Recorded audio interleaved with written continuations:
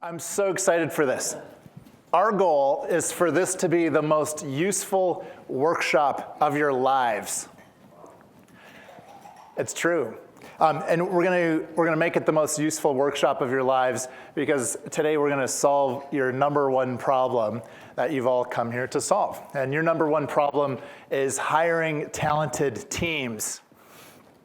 So, and you all know this, that's why you've bothered to come as far as Amsterdam and London and Detroit and Cherry Creek to talk about my favorite subject. But honestly, this topic of hiring talented teams and leading them at full power, it makes the top of the lists we see when Harvard Business School comes out with its surveys of what's on the minds of CEOs and entrepreneurs around the world. This topic ranks number one. I saw the Conference Board had a survey a couple months ago in 5 of 7 regions around the world.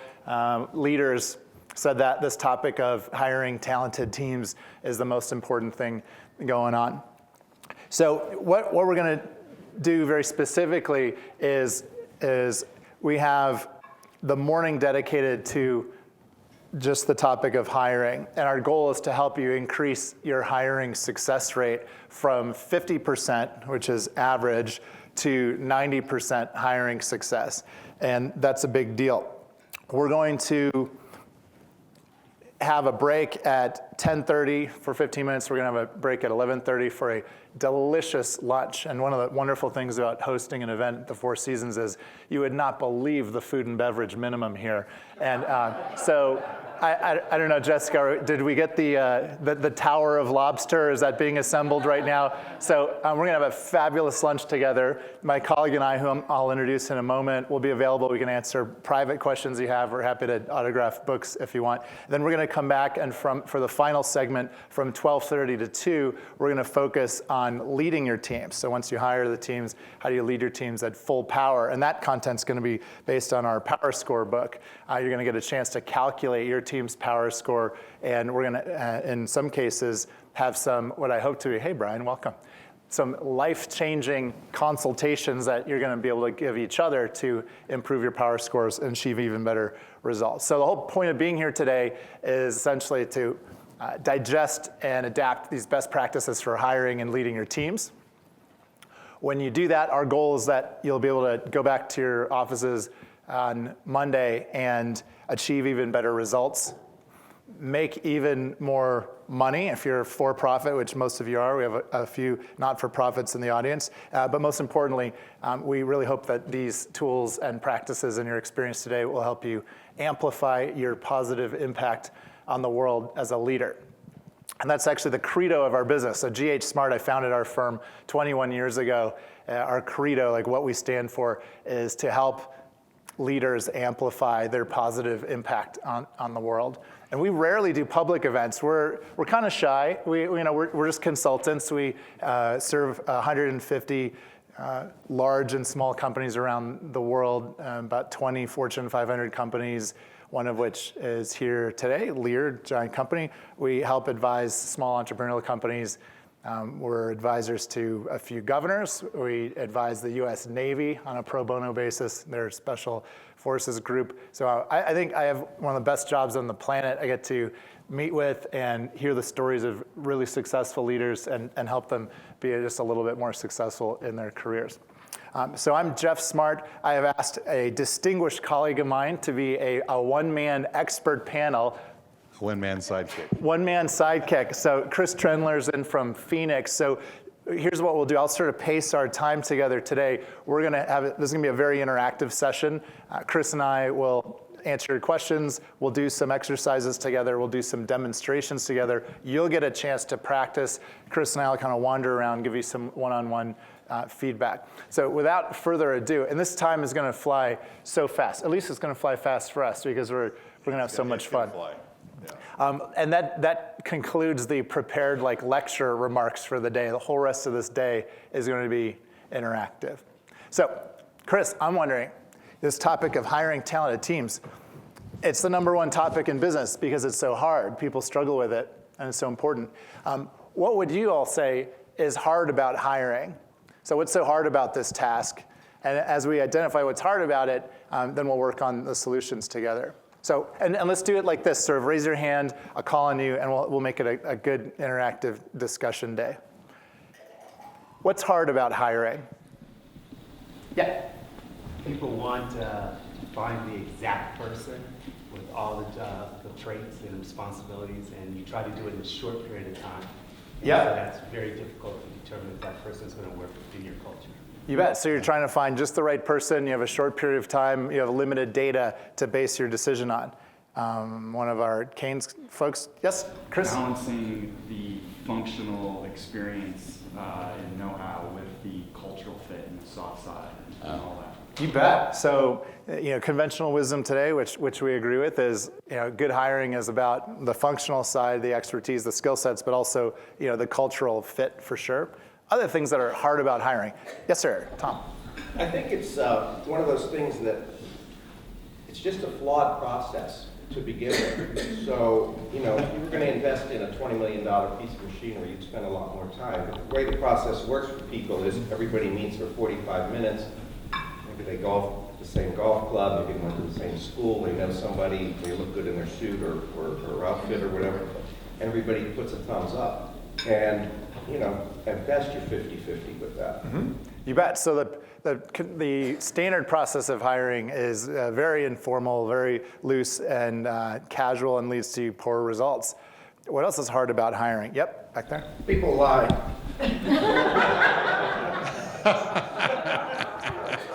Never seen that. No. It is hard to interview people and to actually get a sense for who they really are. You bet. I remember Jay Jordan, one of the famous industrialists who we interviewed for the Who book. He told me that he once had to terminate someone who he had recently hired, and he sat the person down, and he said, "Well, I got good news and I got bad news." And the person said, "Well, what's that?" And Jay said, "Well, the good news is I hired your resume, but the bad news is what I got was you." So there are lots of flawed methods for really getting to know a candidate, and sometimes you're not able to get to the truth. What else is hard about hiring? Yeah. We are too much in a hurry to hire. Yeah. Yep, we're in too much of a hurry to hire. And there's this debate out there, which is better, bad breath or no breath for an open position? Yeah. Also, unconscious bias. It's you're hiring a variety of different people. They're coming from a variety of different countries. You expect them to act and react a certain way to our culture. Yet they may be fantastic people, and you just don't have time to try to figure that out. You bet. Yeah, lots of bias out there. We had one client who we were asking them, this was many years ago, and we ended up choosing not to work with this organization because we didn't feel our values aligned. We asked them, "How do you hire?" And they said, "Hockey players." And to your point about bias, we said, "Well, what do you mean hockey players? What is that?" And they said, "Well, no, we just hire hockey players because they're aggressive and good team players and that kind of thing." And we're like, might you be missing vast swaths of the Great talent talent. pool, including, I don't know, women and all other humans who haven't played college hockey. So yeah, there's incredible bias out there, and these kind of voodoo methods, as we call them, Yep. for hiring. Ricardo. The most difficult thing was a couple of applicants that we've had who really wanted to change, but they reverted back to their old ways, and it was kind of only when we did a WHO assessment on after they'd been working for us and actually found out that their patterns were really just repeating themselves. Yes. But when we then interviewed them, it was like, no, I really intended to change that. I wanted to be a new person, but they didn't manage it. That's right. So that's interesting. So it sounds like you had folks come in, and then you learned of our WHO methodology, interviewed them more in depth once they were there, and then you kind of realized with great horror who you'd actually hired. Or you just realized, wow, this is preventable. This is information that you can get if you use the methods ahead of time. Where's my contract? Yes, please. Oh, I just had another thought, sorry. You please. Yes. How are you defining the job? Because sometimes I don't think we really know exactly what we want. Yes. It's hard to interview because you try to go with the person. Oh, look at this, look at this. You bet. So yeah, that's so when there's a lack of clarity about what are the criteria for this role, and if people just go to that gut feel approach to interviewing, you can just like whiff big time. There's so much at stake with these decisions. Can you please? You're Alan, right? Yes, sir. Can you please share with our brothers and sisters here in this room your story about how important this topic is for you and the success of your business and the speed bump you guys hit not too long ago? Sure. I was visiting with Geoff and Chris at the reception last night, and 18-month-old startup business entrepreneur, and I was explaining to him that it's so critical that we make the next 2 or 3 hires correctly and accurately and go 3 for 3, 100%, not 90, but it'll save the business, possibly save my marriage, and at stake and online here. And 18 months ago, we went and I guess karma came back. We went and stole an operations manager and a production manager from a competitor that does what we do, that's been doing it for 30 years. We're 18 months old. So we said, hey, these guys clearly know what they're doing. They've been doing it all this time. And what happened? The deal got even sweeter. They were going to bring over like all their team. And they pretty much bankrupted and broke the company. Luckily, I was able to pull a rabbit out of several hats and resurrect some life back into it to give us another chance. But so we're here on that second chance to try and make sure we really clearly understand the A-player scorecard hiring methodology. You bet. There's a lot at stake. And you're not the only ones. We have Lear's here, one of our great clients who's been steeped in this method for years and years. Would you guys be willing to share your story of coming to this method? Yeah. Well, there's actually 2 pieces for coming to the method. Which one do you want me to tell? The electrical one, or the one of the worst hire of all time that made me find this book? Whichever you feel comfortable. So I at one point in my career, I headed up recruiting for all of PepsiCo worldwide. So I was the best in the business. I mean, if you know any Pepsi people, we all feel like that, right? And I would go to a party and spend 5 minutes with somebody and categorize them instantly where they'd be on the charts. So I became the head of HR at Heinz, and I then went to American Eagle as the head of HR. We needed a person, I won't mention their name, they're very prominent. I guarantee you've read about them, and they're a high-profile person. So I did everything you're supposed to do. I checked references. I thought, my instincts, I got this down. This is going to be a game changer, this person. Well, it turned out, similar to your story, this person was raised, I think, by the spawn of Satan. I've never seen a bigger culture killer than this person. He knows who I'm talking about. This person absolutely was pure evil. And they've gone on to several prominent jobs. They've all failed in every one. So I was crestfallen. I figured, I thought I was the best. I must be the worst. I can't believe I hired this person and did so much damage to our company, I can't even tell you. So I got introduced at that point.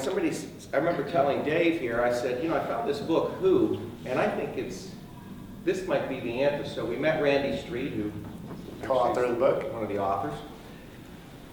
And it changed everything. I mean, now I realize how bad I was.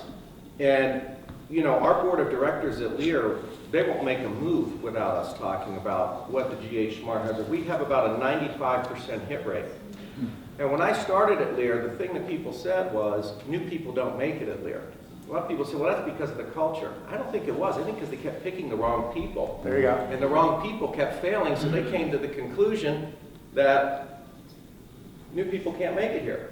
Now, all over the globe, whether it be Spain or Morocco, anywhere we go, if we do the assessment and it turns out they're not right, they don't cross the threshold. So it's a big, big deal. And if I can just quickly tell the story of how our CEO came to believe in this. I had been with the company a few months, and we have a big electronics business. It's about $5 billion almost.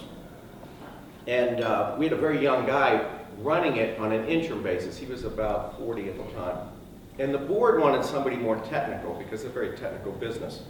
And we had a person all lined up. The board had signed up for it. The guy was a PhD, had all the skills. Everybody's excited, including my boss. And I said, you know, it's a big hire. Introduced him to this. I said, you might want to try it. And I honestly think he humored me because I was new and he wanted to let me do something. So Randy came and we interviewed the guy. And this is the guy that's in the interim is a very strong leader, people person, rallies people around him, and very much beloved, and was driving great results, but he wasn't technical. So as we're interviewing this other guy, the guy says his favorite, the thing when he's happiest, he's in a hotel room by himself doing analysis. And there were many answers like that, so he clearly was wrong. So when we called the CEO in, I never forget this, he sat like this as Randy debriefed. And my CEO's comment was, I hated every single thing Randy said, but I couldn't disagree with any of it. So we then interviewed the incumbent who didn't think he was going to get the job, and he scored off the charts. He actually got an A, which Randy never gives. Oh, it's hard to get It's an always A. an A minus, but at least he got an A.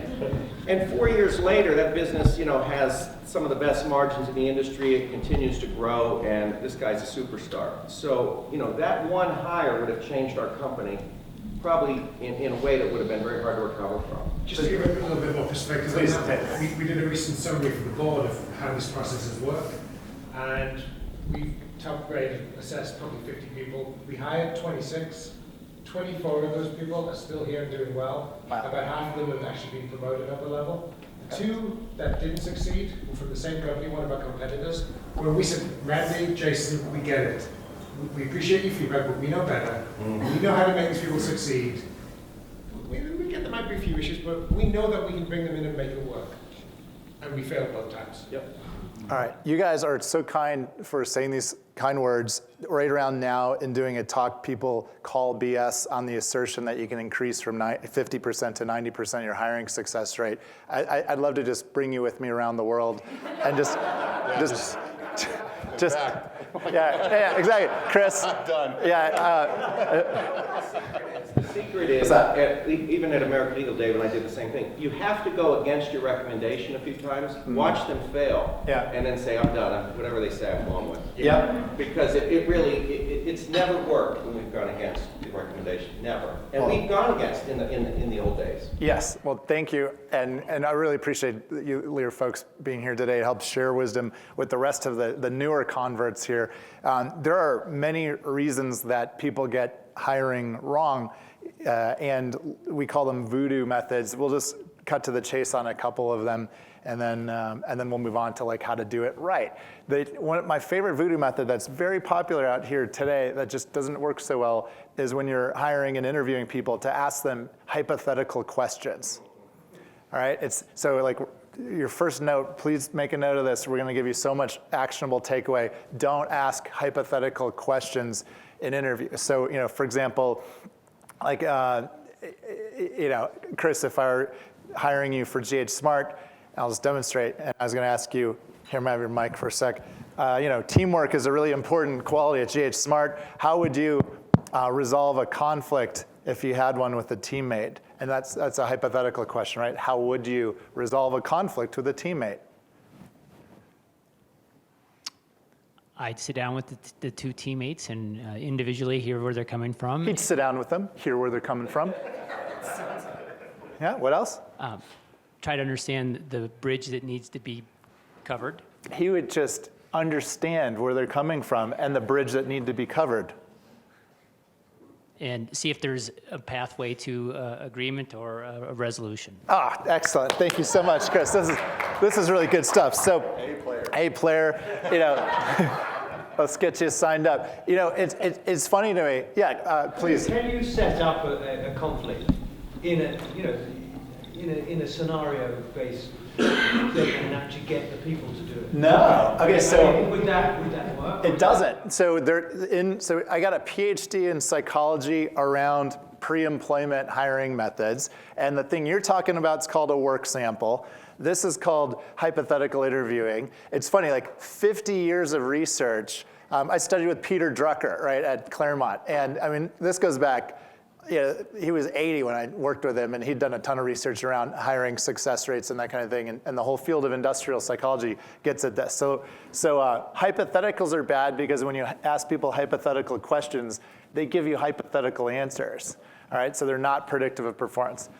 Work samples are bad when you're like, oh, I'm going to stress the candidate. I'm going to give them oh my gosh, you guys, I was at MIT, had this, thank you so much for Ricardo for this story that you just made me remember. There was an entrepreneurship conference, and this gentleman came up to me and he said, I like to simulate a contentious environment to see if the candidate can fit our culture. And this guy, when he came up to me, he had like a muscle shirt on. It was like a business casual kind of event. He had kind of a muscle tank, very impressive biceps. He was a very strong individual. And he kind of like had, like this forward posture when he asked me this question. And he said, I have a problem finding people who can handle my culture. And I'm like, well, tell me more about how you interview. And he said, oh yeah, it's easy. What I do is I say, here's a pen, sell it to me. Sell it to me now. Why should I buy this pen right now? Or he actually literally told me, he picks up the person's resume and says, I don't see anything impressive on here. Is there one thing you've ever done in your life that I should be impressed by? And I thought, my goodness. And I said, well, tell me about the theory behind this method that you're using. And he said, well, I really like to stress them and see how they handle it. And I said, well, how is this working for you? And he said, well, not so well. And I asked him, well, why not so well? And he said, well, it's the weirdest thing happens when people, after they come in for their first interview with me, even good candidates, they don't want to come back. And so there's a great danger, and it sounds funny, and I'm teasing this unnamed character just to show there's this sort of wide range of these methods people use to pick people, and when you get it wrong, it's bad for everybody. It's bad for businesses. It's bad potentially for marriages. It's the wrong people in the wrong jobs. It's bad for the person, right? So I envision a world, or we want to see a world where the right who is in the right where, doing the right what, and that's how the miracle of entrepreneurship happens and job satisfaction happens. So this is basically like what not to do. Let's talk about what to do. You just have to do 4 things to achieve 90% hiring success. And the 4 things are called scorecard, source, select, and sell. A scorecard is a statement of what outcomes are expected. And we're going to do an exercise together in 2 minutes to illustrate. Source is basically like answering the age-old question, all right, where do I find the best talent? Maybe I buy the Jim Collins, get the right people on the bus, but where's the bus stop? Like where are the people? So we'll talk about 2 best practices on how to source talent. The select step, I think, is the hardest one. That's where you have to do special interviews to really understand someone for who they really are rather than who they claim to be or who their resume states. And then sell is the final step. And if you do these 4 things, and this is based on, this method came out of my PhD dissertation 20 years ago. I looked at the preceding 50 years of research. And then for the last 20 years, we've been experimenting and adjusting and making it simpler and more effective. The Who book came out 8 years ago, and it is the top-selling book in the world on this issue of how to hire people, because I think it's just like a simple process. Now we've got newbies in the room and we've got veterans in the room. So as we talk through the 4 steps together and as we do exercise, I'd love the veterans to help the newbies. And then we'll also throw in some goodies for the veterans on kind of ninja level tactics in each of these, so you can walk out of here with some extra value add. Scorecard.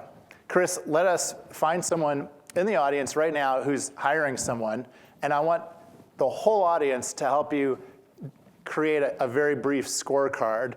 So and we want simple, who's hiring for a role that all of us can understand, and we're gonna shop around a little bit, and then you're gonna be our spokesperson, and all of us are gonna help you write the scorecard for this role.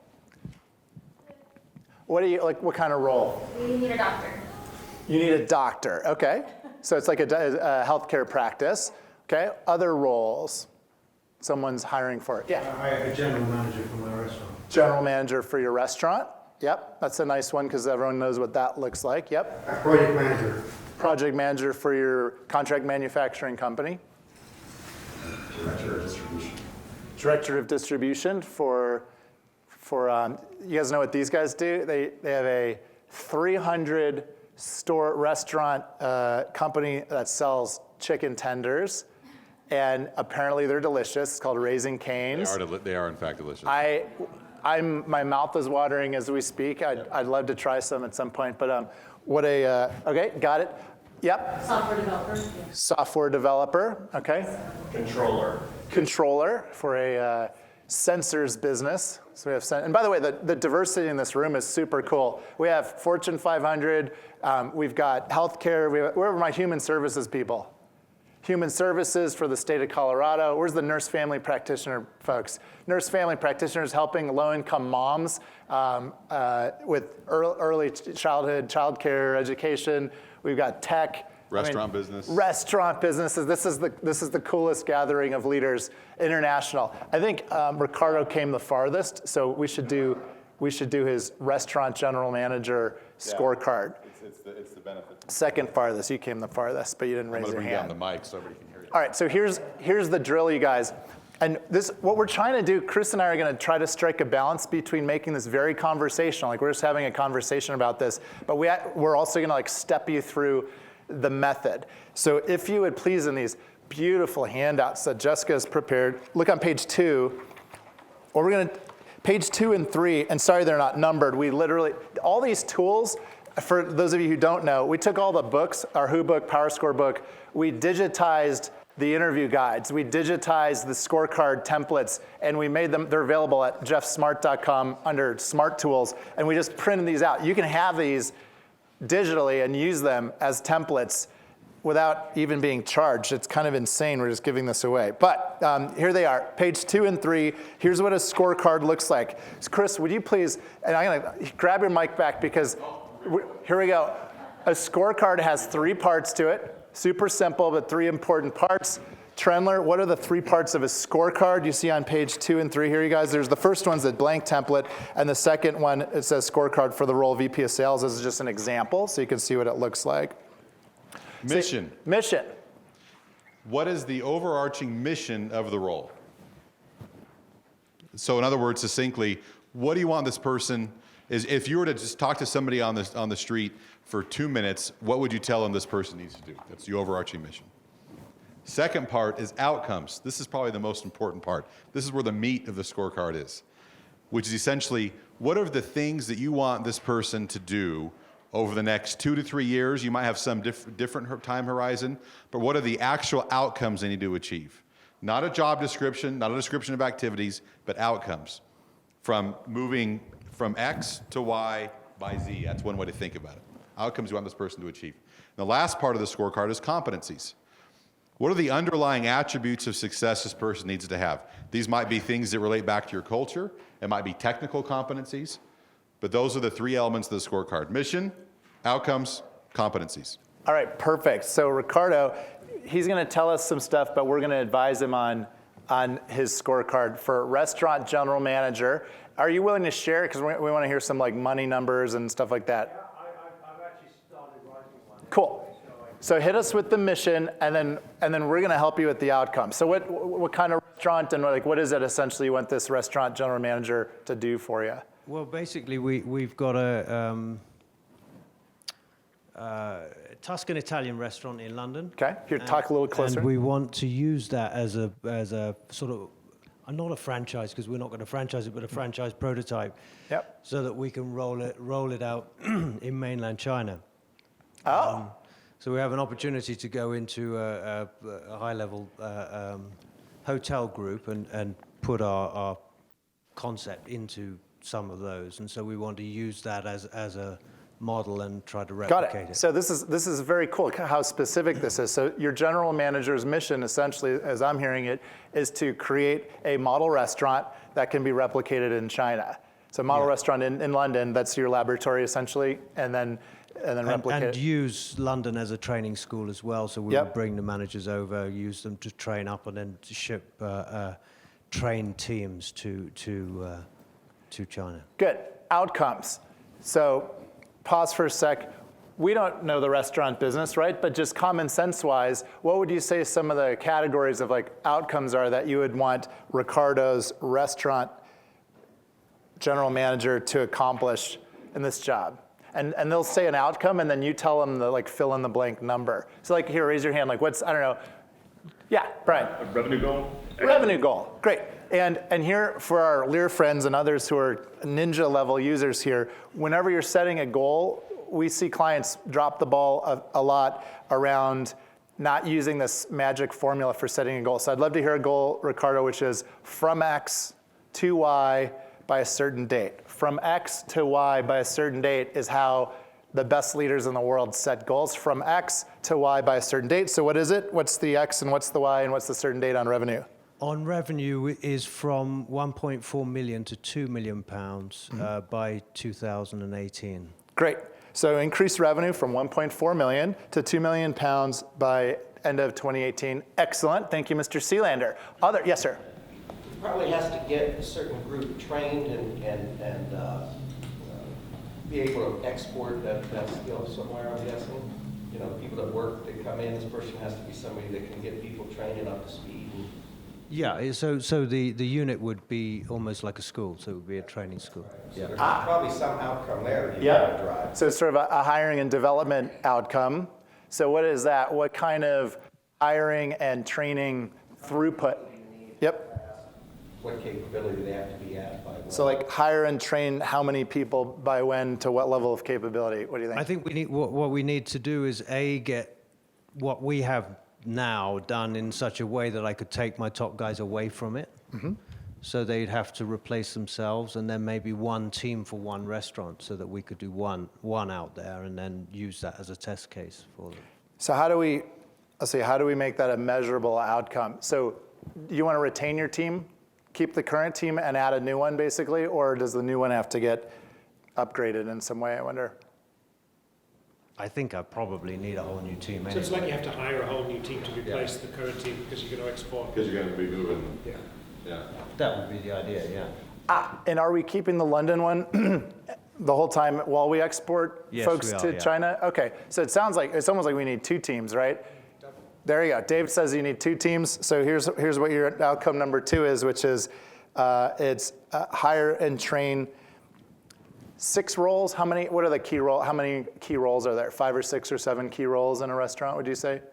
For what we probably need is 4. 4. Okay, got it. roles. Hire and train 2 teams of 4 A players by 2018.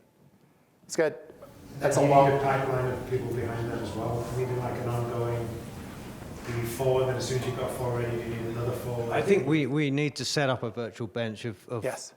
possibly hundreds of people, that we can do, especially because it's such a long distance. We need to That's right, because this entity is essentially going to be sucking candidates into it, training them and moving them out. So having a pipeline metric that grows to some number within the first year, Well, the group we're looking at, 50. they opening potentially 76 hotels in mainland China. So Whoa. we're going to pitch for one, and I don't know how many we could get, but let's say we could get 20. So Got it. It's 20 times 4. So the opportunity, you have a huge opportunity here. It sounds like recruiting and hiring is going to be a key element of your success or failure. Yes, sir, back there. I was going to say create and develop operation procedures, operations management. Yeah, all right, so that's a good number 3 one. So let's say within what period of time, Ricardo, would you like this person to come in and really standardize the playbook? What do you guys call it at Raising Cane's? Because these guys are, I don't know if you meet these guys on break, their founder created a concept and they really focused on getting the unit level humming, and then they just replicated the thing to 300 restaurants. What do you call that? Like an operations manual. Operations manual within how much time of this person joining? I think we've got all the elements, so it's just putting it together in a proper format. And So probably 3 to 6 6 months? Yeah. Okay, great. So a standard sort of ops manual created 3 to 6 months. Yeah, Tom. Is this restaurant going to be kind of the pivot point or epicenter of all the others? I mean, if this one wasn't good, would it jeopardize the whole? Yeah. So to me, you need somebody who brings I'll use a simple term I've learned recently, the wow factor to managing this restaurant. So in other words, you can't take somebody who's managed a lot of restaurants and all done fine. You need somebody who can take a restaurant and lift it to, beyond what expectations would be, so that can be replicated, because it's so critical. Yep, so that wow factor, making that the flagship restaurant a ridiculous success, which brings up marketing too. Do we need this person to bring real marketing chops to the table, or is the idea if you just get the fundamentals right that you can sell the concept to your Chinese? I think marketing's important. Marketing is going to be important, so maybe even like 20% of this role, to Tom's point, is create this like super successful test restaurant. Brian? But if the wow factor in that restaurant is so critical to the rollout, that I would think a customer satisfaction goal of 85, 95, 99% would be great when you're to like raise customer satisfaction from 75 to 95% within the space of 6 months. Wow, he did the ninja goal. You hear that? He said raise customer satisfaction from 75% or whatever it is to 90% over 6 months. Yes, sir.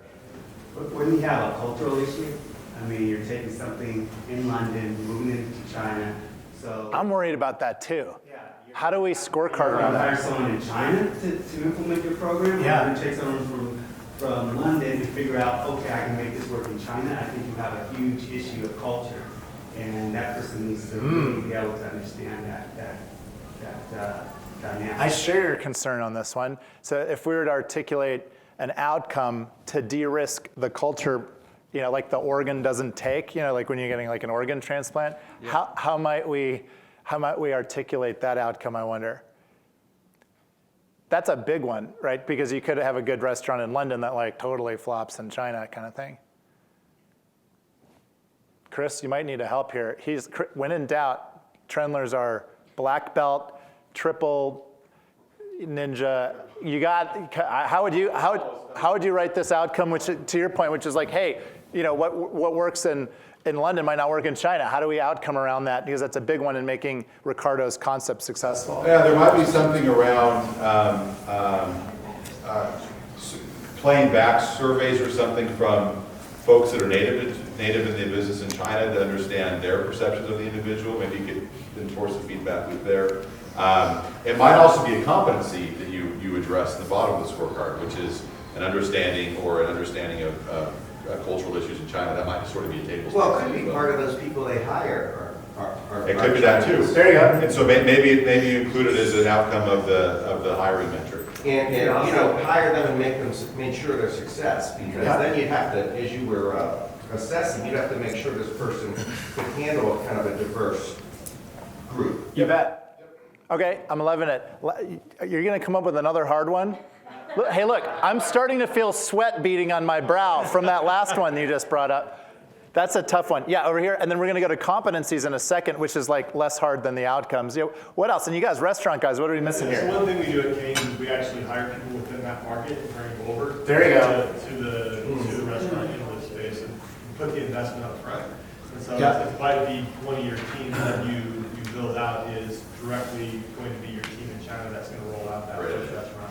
Cool. So maybe an entire team is of Chinese nationals, or you do like a 50-50, like a double helix where you have, half Chinese nationals, half Londoners. I love it. This is cool. Imagine having, yes, David. One thing that we've learned a lot from doing scorecards in our company over the last few years is that we start off initially doing scorecards that have got 8 or 10 things, and we keep adding and adding and adding. And what we've kind of gone the other direction over the last kind of year or two, which is what are the 5 or 6 things rather than the 8 or 10 things? Because if you have 8 or 10 things, they can't all be that important. Yep. So we find it much more important to get it down to what are the real core issues that really matter. The other things are nice too, but they're not key. Got it. So it's always the strain and the struggle is to try to get the list of priorities on the scorecard down. Is the goal overall to make this a appealing concept that the group in China will eventually, is the goal to make you get selected 80 times, or is the goal to increase revenue at this one restaurant as much as possible? The initial goal is to increase the revenue in this one restaurant so that it's a multiple whatever we want to do, whether it was China or if it was the States or wherever. Okay. Okay. We've been over so for 21 instance, years. here's what I'm thinking. For instance, when you think about exporting it to China, you might need to look at possible menu tweaks. You know, is everything on the menu that's served today? No, I think everything will be bespoke for the specific regions. I think it would just be, but it's kind of getting more the management style and being able to ship a team in that can do the job. Gotcha. So it's already like a very refined individual restaurant that just needs to be, at this point, replicated. Parts of it. Parts of it. But then it would all be tailor-made to the particular, every Like single Szechuan Tuscan. Well, no, because they actually want an Italian restaurant in each of their Yep. their hotels, but all of their hotels are slightly different. Got it. You know, so All right, I see where you're going with this, and that's interesting, right? Getting back to sort of, this is exactly what David's point was, which is what's the most important thing here? You know, is it making the London restaurant profitable and successful with the many options, maybe the China thing, maybe something else, or is it like, let's put all of our bets on China? Please. I'm also just considering the supply chain of ingredients and your margins on those ingredients if you end up having it in different regions of China or even back in London. So what menu items might be marginally attractive to you in London may not also get replicated in China. Or is this for, and also is this for the international traveler, or is this for the local Chinese audience and consumer? they cater to both, so their business. So we It's decided like we this should type of pivot to hotel. both of those. So it's this type of hotel. So I mean, you know, So it's a luxury hotel. Some international hotels. All right, so we've got our short list of outcomes. What would be the short list of competencies that we would say, hey, if we're hiring for Ricardo? Can I just ask, on this wow Sure. factor, I didn't catch how we would actually incorporate that into the... Yeah, into the so we could scorecard. either operationalize the wow factor into a deliverable, winning, I don't know, best of new restaurants awards, you know, like that kind of thing, right? Or if we were lazier about it, we'd just stick it in the competency list and we'd go like, we want wow factor as one of the competencies of this star, you know, sort of general manager. It can be a way, at least as a placeholder, because scorecards can be dynamic, right, Jeff? These can be evolved, and so you might keep it in there to say, I don't know what whatever award is we want to win. There might be something there we'll put in the competencies to be included in the scorecard, operationalized later on with the individual too. Right.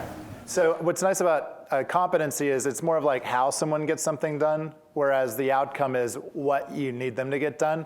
Outcomes are always measurable, there are numbers on them. Competencies are not numerical, they're more like a checklist. In fact, you'll see we list about, I don't know, 30 of them or so here at the bottom of the scorecard. So which competencies, either from our list or just from your own made-up list, would you say would clearly be important for Ricardo's restaurant general manager? Yeah, what do you think? You could just ask them, tell me a time you replicated a restaurant in another culture. What were the benefits? Yeah. What were the difficulties and how you overcame those? All right, so we're not getting to the questions yet, but the criteria that you're saying is, you know, basically experience replicating restaurant concepts in other cultures. So that kind of multicultural competency. Yep. What other I think that's very important for this one. What other competencies? Attention to detail, right? Because the devil's definitely in the details. It sounds like in this type of restaurant play. Yep. Hires A players, that's going to be really critical. Hires A players. Got it. Other competencies for this play that you'd say, please. Communication skills. Yeah, and I agree. In what sort of way would you say communication's important for this play? Well, written and oral, because if they're training, they have to be able to effectively communicate with their new team members. Yep. So the communication skills around training and getting these folks up to speed. Yep, Dave. Retention skills. Turnover in restaurants is epic. So somebody who's good at actually retaining staff. Yep. So retention skills, especially for the And restaurant. that might actually be one of the operational outcomes, right? Yeah. Like retain X% year over year. Yep. Got it. Any last one? Handles pressure. Ability to thrive under pressure, I would imagine. Are you accusing Ricardo of throwing plates in the kitchen? He doesn't seem like a diva chef. If he is, I will create a reality show out of that immediately. And, Yes. Yeah. All right, so, but it is a high pressure thing, restaurant business, so being able to work well under high pressure. I'd add, what would you add? I got one or two in my back. Yes, over here, please. Speaking Chinese. Yeah, so, you know, speak Chinese, familiarity with the Chinese language would be a huge plus. Yeah, Patrick? What about things like budgeting or marketing, or where does that fall? Is that part of this, or is that something different? Yeah, I think it's part of this. So what part of just the sort of basic general management skills I wonder do we emphasize here? It's almost like product development, if you will, and marketing, more so than like, really tight financial management. I don't know, if you could only trade a couple of the sort of, basic disciplines of like sales, marketing, budgeting and finance, IT, et cetera, for this play, what would you want in your general manager? I can only have a few. You can only have a few because, I think marketing is probably understanding a marketing funnel, understanding Yep. how to get people to, Yep. you know. Do you buy it? Yeah. Would you be willing to take your mic back now that we've completed this demo? So I like it. The center of gravity of the conversation shifted from the very beginning. When I heard originally when you just said restaurant general manager, I just pictured someone who could make the trains run on time, right? Who's going to like order the carrots and the tomatoes and do the shift schedules and that kind of thing. But then we got very excited hearing that this is a kind of an innovative opportunity to create a test restaurant and then replicate it in China. The marketing and product development nature of that kind of lean startup mentality to almost like design thinking sounds very important because it's unknown what the formula is going to be that's going to be acceptable to this high-end hotel chain.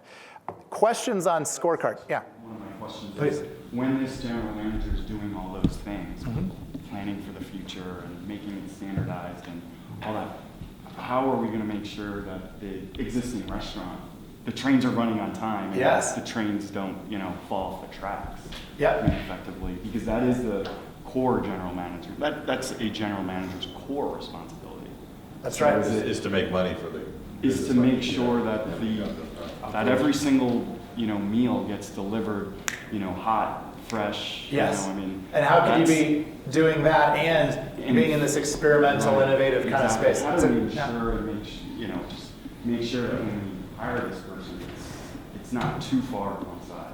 That's right, and this is perfect for illustrating the tension that always exists in any of these hires. And to the Lear guy's point, it's very common for our clients to have a very long list of outcomes and competencies, but then it takes real judgment and discussion with your team to say like, hey, what do we really need here? And for you, my friend, it sounds like a marketer, a really strong marketing-oriented general manager. But once they get that, you can then change the scorecard later on for that role. Once you've done that, 6 months later. I think that's right. It's not a fixed thing. That's right. So do you have questions on scorecard? We just hit the first of the 4 steps in good hiring, which is scorecard. I thought they did a great job. I thought this was actually a tricky one. Thank you for that. It's a good one. But basically, mission, outcomes, and the competencies, it becomes way easier to then go into the future steps here. We'll talk about how to interview people when you really know what you're looking for. Because if I didn't tell you what we're really looking for and we didn't have that conversation, and we just said, hey, Ricardo's trying to hire a restaurant general manager, we'd all have a different opinion in the back of our minds of what that meant. And then that can also happen in your teams all the time. I can't tell you how many clients I have that this conversation happens where they say, we need a general manager. There's an assumption, like you said, of oh, I kind of know what that is. We'll just go hire one. And then all of a sudden they get the person, wait, that's not what I wanted. And then all this, it's a mess. Having the So wrong it can help with that. scorecard is the most common reason, in our opinion, that hiring mistakes happen. Yep. Questions on scorecard before we move on to source, please. I have a question. A couple of my clients have read your book and prepared their own scorecard. And the most common question coming up is, where do I put things like mandatory certification or very technical They know the code or something. Yeah. The technical requirements for a role show up under the competencies because those are typically, CPA, MBA, CFA, technical IT folks for sure, absolutely you're going to want to know, what technical certifications or background that would just, it wouldn't go in mission, right? And it could go in outcomes, but we most commonly just put them under competency. So it's basically here are the personal competencies and the technical competencies that are on the checklist for a role. Yes, please. Can you weight those scores and you put the order based on priorities? Yes. Yeah. You should, in fact. And we always like to tell our clients, what is the most important thing, second most important thing, third most important thing? And that's the way you think about ordering the scorecard, but also when you're interviewing, you have, the team is aligned around, this is actually 50% of the deal, this is 10%.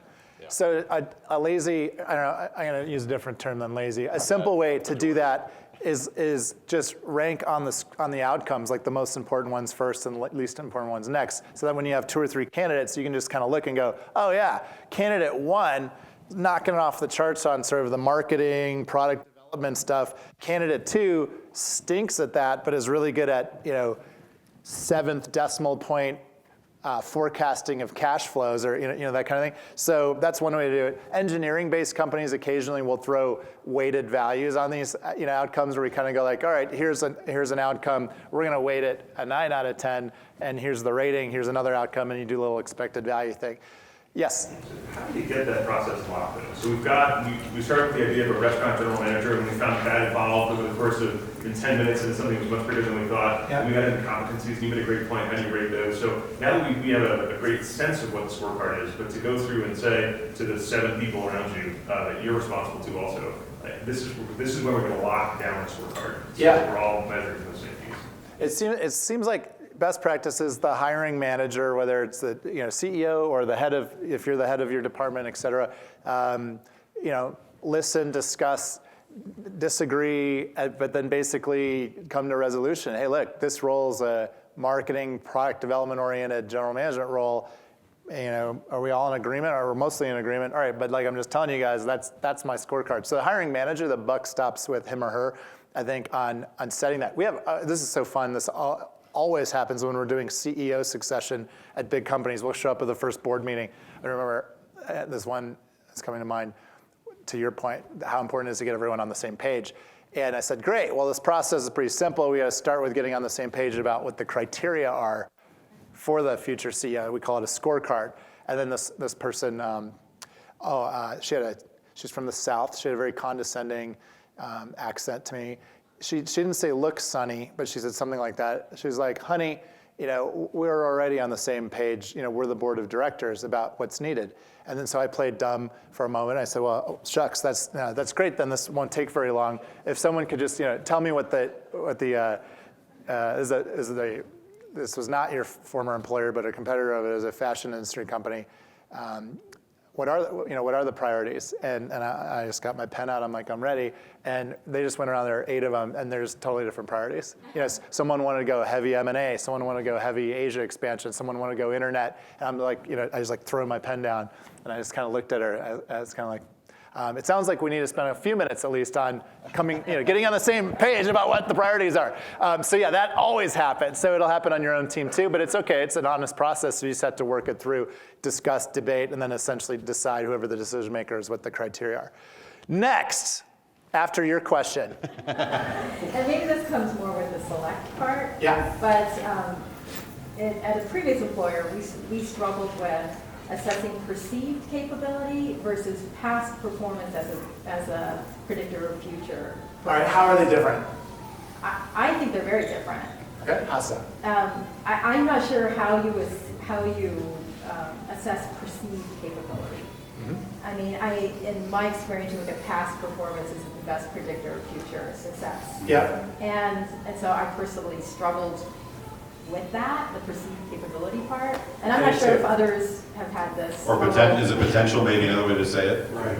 Perhaps. I'm not sure how you assess that.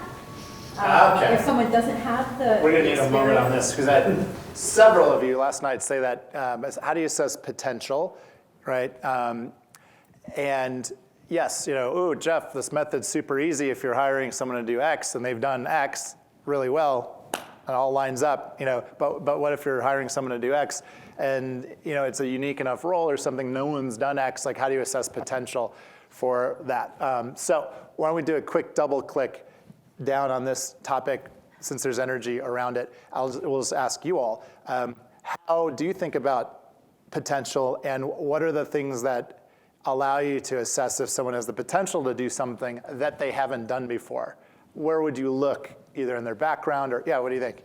Well, I look in their background to see if they've done they learn have new skills or learn things along the way, from previous jobs. You bet. We call that The buzzword is learning agility. learning agility is a predictor of potential because the person has, it's like a meta skill, like they're good at learning new things. Yeah, I think along those lines, intellectual curiosity is key for me. I think that people, when they go into jobs, if you see that there was a piece they didn't know and they really dove into it because they were curious and they took something to a new level as a result, those folks tend to blow up in a good way. Okay, yep, here. Grit and perseverance, because Yes. it's often likely that you may stumble and scrape your knee in a new role, but the ability to pick yourself up and just continue to move on, I think that's big as well. You bet. Agreed? We look for passion. You are a nonprofit. Have you ever worked in nonprofits? Do you understand, the core values associated with it, and really look to see if that's something that you really love and feel comfortable with? Do you want to stay and learn more? I mean, there's a stick-to-itiveness because they love it. There's passionate. Yep. All right, you may hate this. We do online testing. So tests for Any other questions? tests like logic and deductive reasoning. We kind of use that kind of general test to kind of assess, do they move into something else? So the assumption there is like by understanding their underlying, cognitive and other capabilities, does that match up with the new task we have for them, and do they have the ability to adapt over to it? We'll have debate about psychometric testing in a little longer, but let's stay on this task for the brief moment. I just wanted to say too, I think it depends on the culture of the organization, and in organizations where I typically work, you really have to hit the ground running. Mm-hmm. And I think it's difficult to put someone in a role where they have to succeed immediately, where they haven't actually done some kind of similar work in the past. Yep. And I think so I think that's part of the mix too. Yep, absolutely. So this is interesting. Culture. So kind of back to Chris's point about the dichotomy between sort of skills and culture.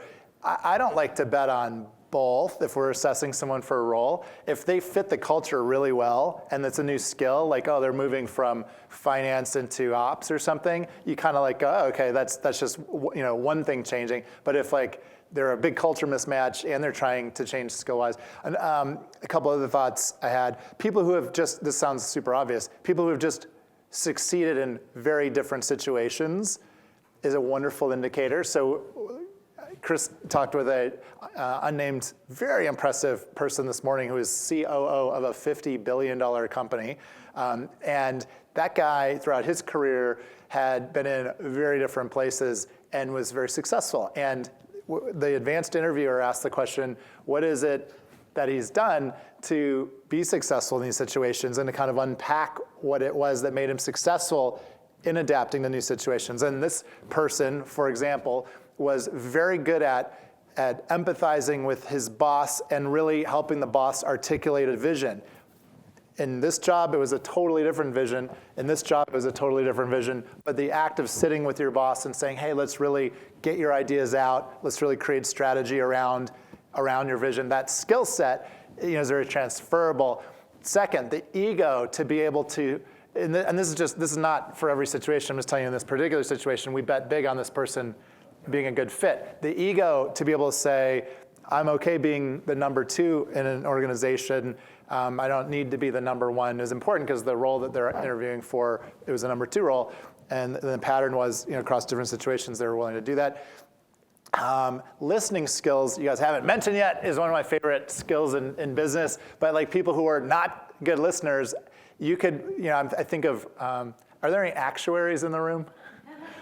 We've interviewed a bunch of actuaries with a project at an insurance company many years ago, and I remember thinking, they're very good at one thing, and as long as the new role, kind of is that one thing, they'll probably plug in nicely. But they're not big listeners, and so having listening skills allows you to understand a situation and be able to adapt to it better also. So yeah, learning agility, listening, being in many different situations, making a bet on either culture or functional change, but probably not both. These are some of the things we look for when we're assessing potential.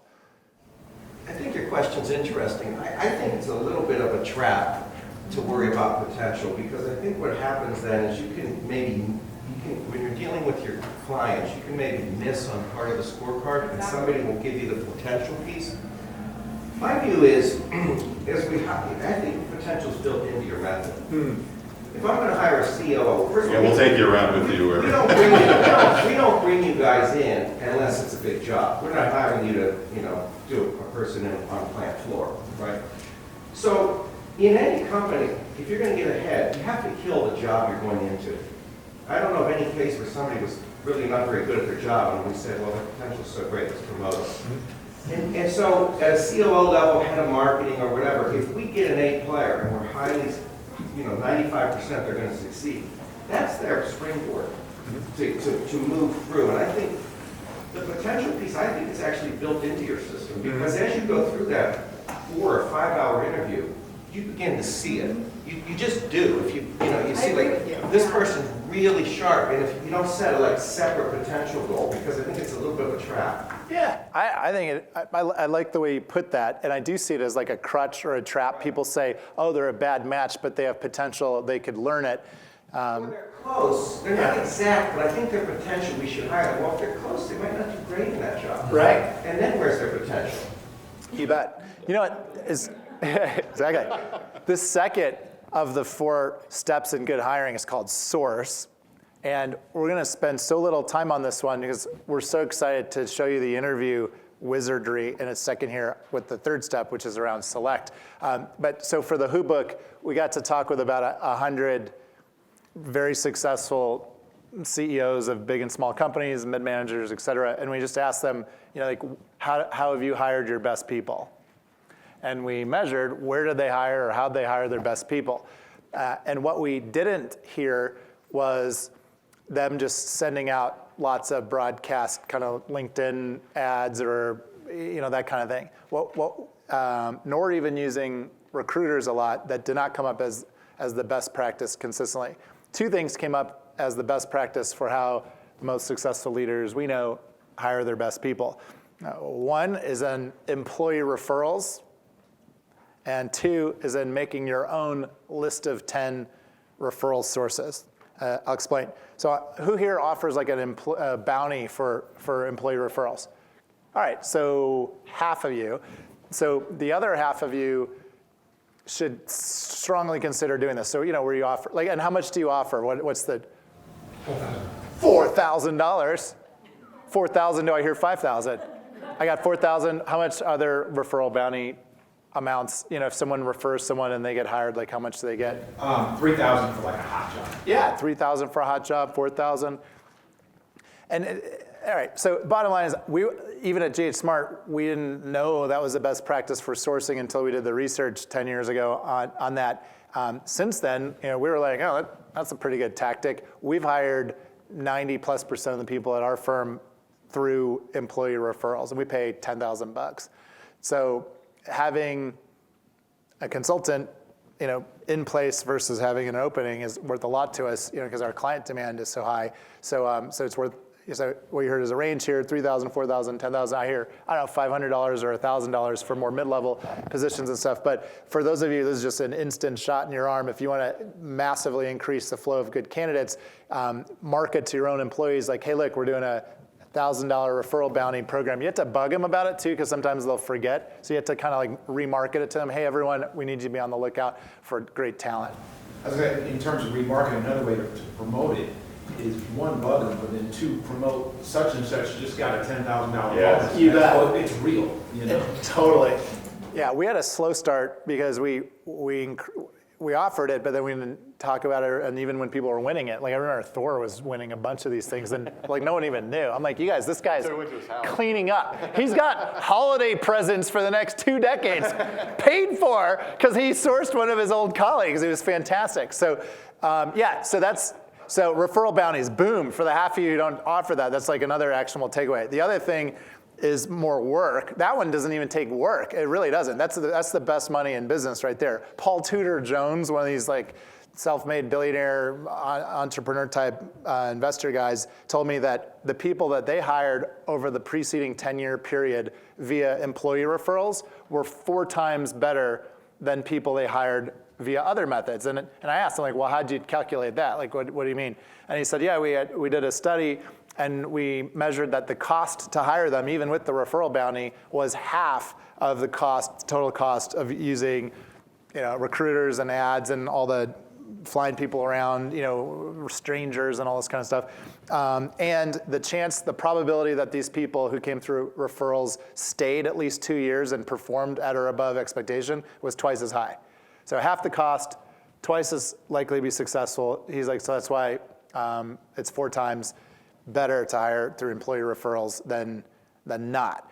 That said, you could have biases creeping if you all have a bunch of hockey players, hiring a bunch of hockey players, that's not good. But you can manage that in the way in which you communicate. Like for us, we're very specifically telling our people, like, hey, we're trying to hire people from all backgrounds, geographies. By the way, we don't have any Spanish or Chinese speakers. Like tell them the kind of people you want to hire.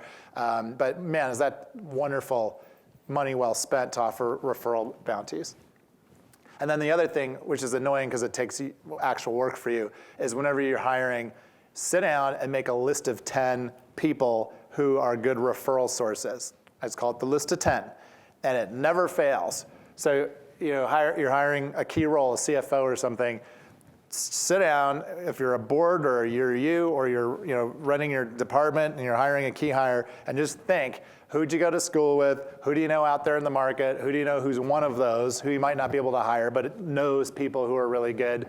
And just make that list of 10. And then you have to bug them. You can't just drop them a quick text or something. You actually have to catch up with them on the phone and then say, like, hey, look, we're hiring a new CFO. I'd love to know, you're the CFO of Boeing. Obviously I can't afford you, but like, who are some of the very best up and coming folks you think I should consider hiring for CFO? That kind of thing. List of 10. That list of 10 though will, like fractal geometry, turn into a list of like 30, and then sort them, and then we'll talk about how to interview people in a moment. Anywho, hey Geoff, Chris, how do you source great talent? The 2 ways that are proven are employee referral bounties and your own list of 10. Part of the process when you actually do the top rate, the assessment, when you guys say, okay, who did you report to, how do you spell the name, the whole DORC? Yeah. What we always try is once we get the report back, we get the names of all the hiring managers, and then we just run them through LinkedIn or whatever, just to track those guys down to see how when they say that was my best ever manager. They're giving us the names of people for us to track that. Crafty. That is crafty. Ninja. It's a ninja tactic. So anything coming out of table 1 here is a ninja tactic. All right, I'd love to demonstrate what the world's greatest interview looks like. And in a moment, we're going to ask for a volunteer. And we'll tell you about it first, and then we'll show it to you. Then at 10:30, we'll take a break, and then you'll get a chance to do this interview. So it's kind of like there's a quiz at the end of this, like there is, like you're going to do exactly what you're going to see me do here in a second. And Chris and I will help you. We will like listen over your shoulder and help you get it right. So we've done scorecard and source so far. So all you don't have any candidates. You haven't hired anybody yet. You've had a scorecard, so you know what you're looking for. You're sourcing, so now you got a bunch of people coming through the funnel. So the question becomes like, what do you do next? In the Who book that you all have, and how many of you like read the Who book, just out of curiosity? Because I don't want to, like 40% of you. There are 4 interviews, all right? And there are 4 different interviews depending on whether you're talking to someone for the first time or whether they're like a finalist that you're about to hire. And we'll just like step you through them very briefly, but the one that we're going to demonstrate is called the Who interview, which is when you have a small number of finalists. Like, how do you really make sure you're hiring the right person? But before you get to that stage, it's very annoying to see how sloppily folks spend time, the priceless first moments meeting someone for the first time. Like, what should you talk about? How do you those conversations? So we call that a screening interview. The screening interview is really just like 4 questions. everything in here, and sorry again, I didn't like tab or page number these things, but these are the exact tools that you can download off geoffsmart.com, the smart tools, and use for your own use. You can't resell this, thank you very much, but you can use it, no problem, as long as you respect the copyrights. But anyway, this thing's called the screening interview. There's a blank one, and then there's an example one. But basically, just picture this. What not to do is to interview people by just making chit chat. This happens often. Chris, oh man, are the Broncos playing Sunday? Yeah, I don't know. Are you a big Broncos fan? Oh no, I'm from Chicago. I'm a Bears fan. Oh, Bears, Broncos. Brr, brr, brr, brr. Like some people waste precious moments just trying to kind of like feel someone out or see if there's a chemistry match, and that's not the goal of your screening interview. The goal of the screening interview is to figure out if they have the capability to do a really good job. So here are the 4 questions that took us 20 years to come up with to really figure that out in like a short interview. What you say instead is like, hey, Chris, I've heard great things from Vince about you as being a chief information officer for our firm. I'd love to just ask you a couple of questions and learn more about you. And Chris says, oh, shucks, thanks. Yeah, Geoff, what do you want to know? And so the 4 questions are, I'm interested in what are your career goals? Like what do you want to do from here on out in your career? Number 1. Number 2, what are you really good at professionally? And give me some examples. Number 3 is what are you not as good at or not as interested in? And then number 4, and this is a really good question that took us some skinned knees before we added it in, is we're not going to do reference checks on you at this stage. I'm just saying hello to you for the first time. But at some point in this process, we'd love your help in arranging some reference interviews. I'm just curious, for now though, I'll take your word for it, who were your last few bosses and how would they rate your performance? And this is a super great question. Well, they're all great questions, let's face it. But what's nice about this one is there's verifiability. The person can't just completely BS you on that 4th question. We had a guy named Jared. I remember this one character trying to get a job at GH Smart, and he did a really good job on the first 3 questions. Oh, my career goals are to be a really successful, trusted advisor to leaders in business and government. I'd love to join your company. Oh, okay. And what are you good at? Oh, I'm really good at client work and writing and analyzing. And what are you not good at? Mandarin and watercolor painting. And so he's acting like he had no weaknesses. And then I said, well, who are your last few bosses? And if I get the chance to talk with any of them in the future, what will they say were your biggest strengths and weaknesses, and how would they rate you? And a throwback, my father and I worked on, you've heard these guys talk about this top grading methodology. In the late 90s, we wrote an article and books and workshops on Gen 1.0 of the stuff that became Who. But I'll give credit where credit's due. My father coined a term, TORC, which stands for Threat of Reference Check. And it's so good, this is an example of that, where you say like, hey, who were some bosses and what are they likely to say about you? Well, then Jared, I remember in this particular case, got kind of quiet on the phone. And I said, well, I don't know, like who was that first boss you had out of undergrad? And I was looking at his resume, and he said, well, things didn't work out with that boss. And then he started discrediting that boss. That guy was an alcoholic. Oh, okay. Well, how about this next job? You're at such and such company. How high would that boss rate your performance? Well, that's not really a fair question, Geoff, because, and then he starts trying to tell me why he doesn't want to answer that question. Okay, I don't know. Sounds like we're 0 for 2 here, Jared. Let's go to the 3rd question. Of course, I didn't say that out loud. That's my inside interviewer voice. But the bottom line is, Jared had been asked to leave or had major kind of meltdowns with every one of his bosses, and it really wasn't until that question that it became clear that this guy was kind of a troublemaker who kept getting asked to leave his businesses. So anyway, these are the 4 questions we recommend you ask when you're just initially meeting someone.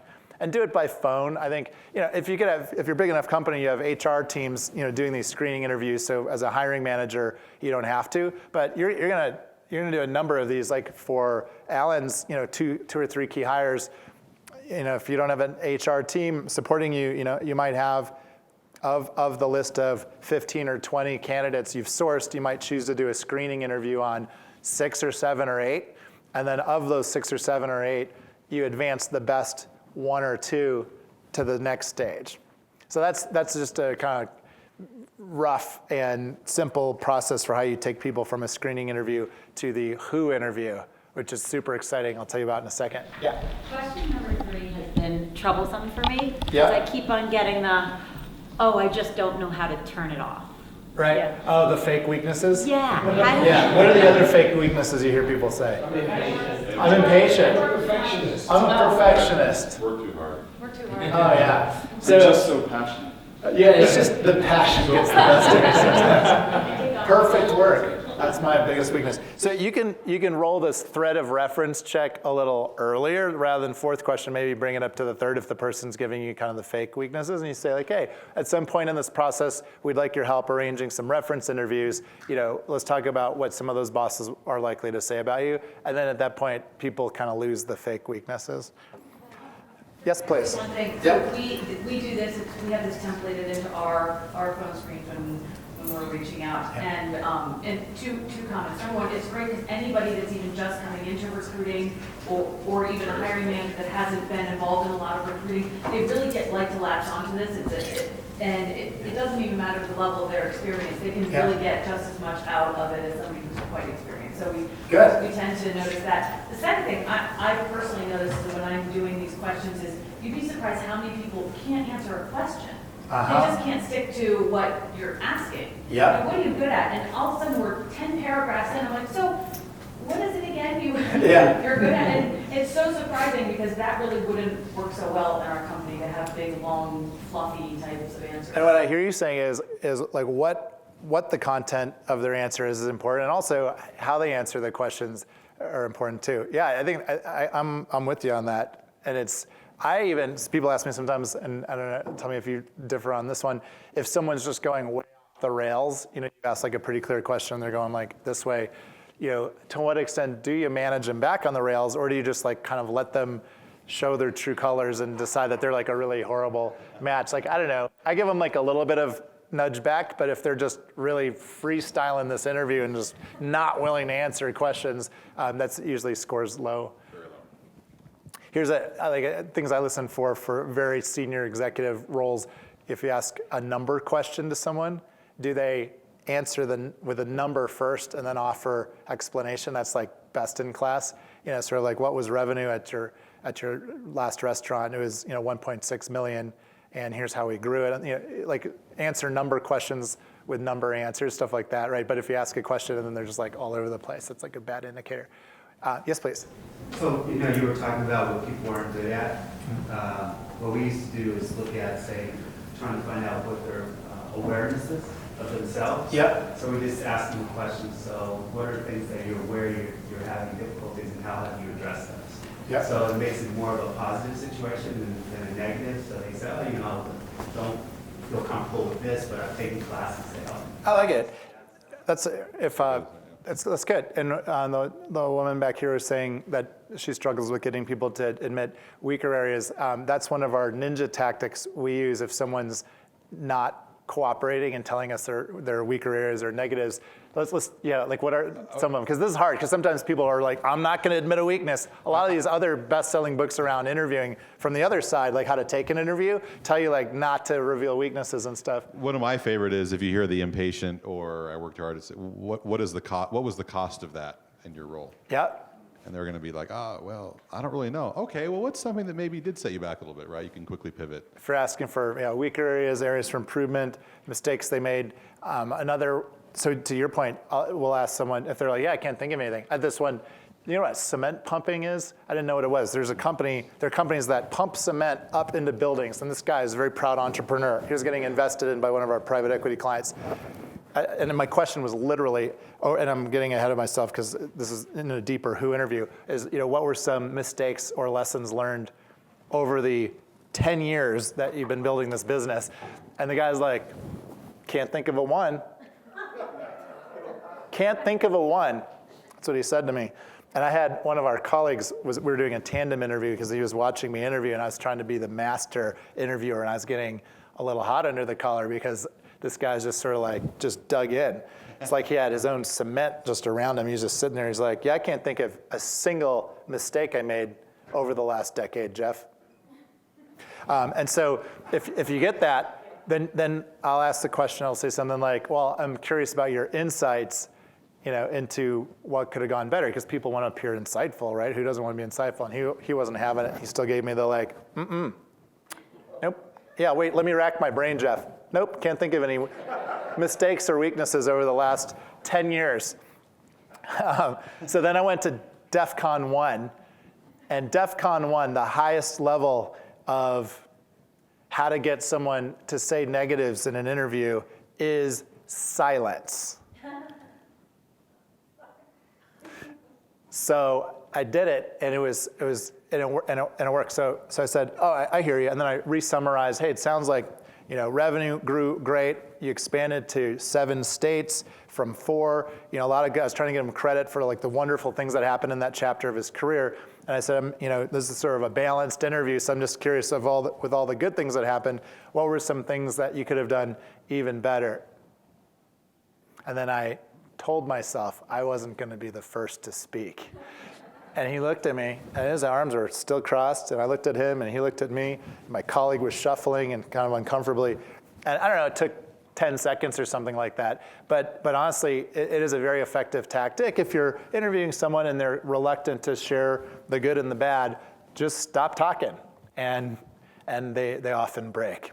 So it's a little bit tense for a moment, but basically my attitude is, look, we're trying to get a balanced and accurate picture of someone here, and so they have to tell us the good and the bad, or we're going to give them the silent treatment.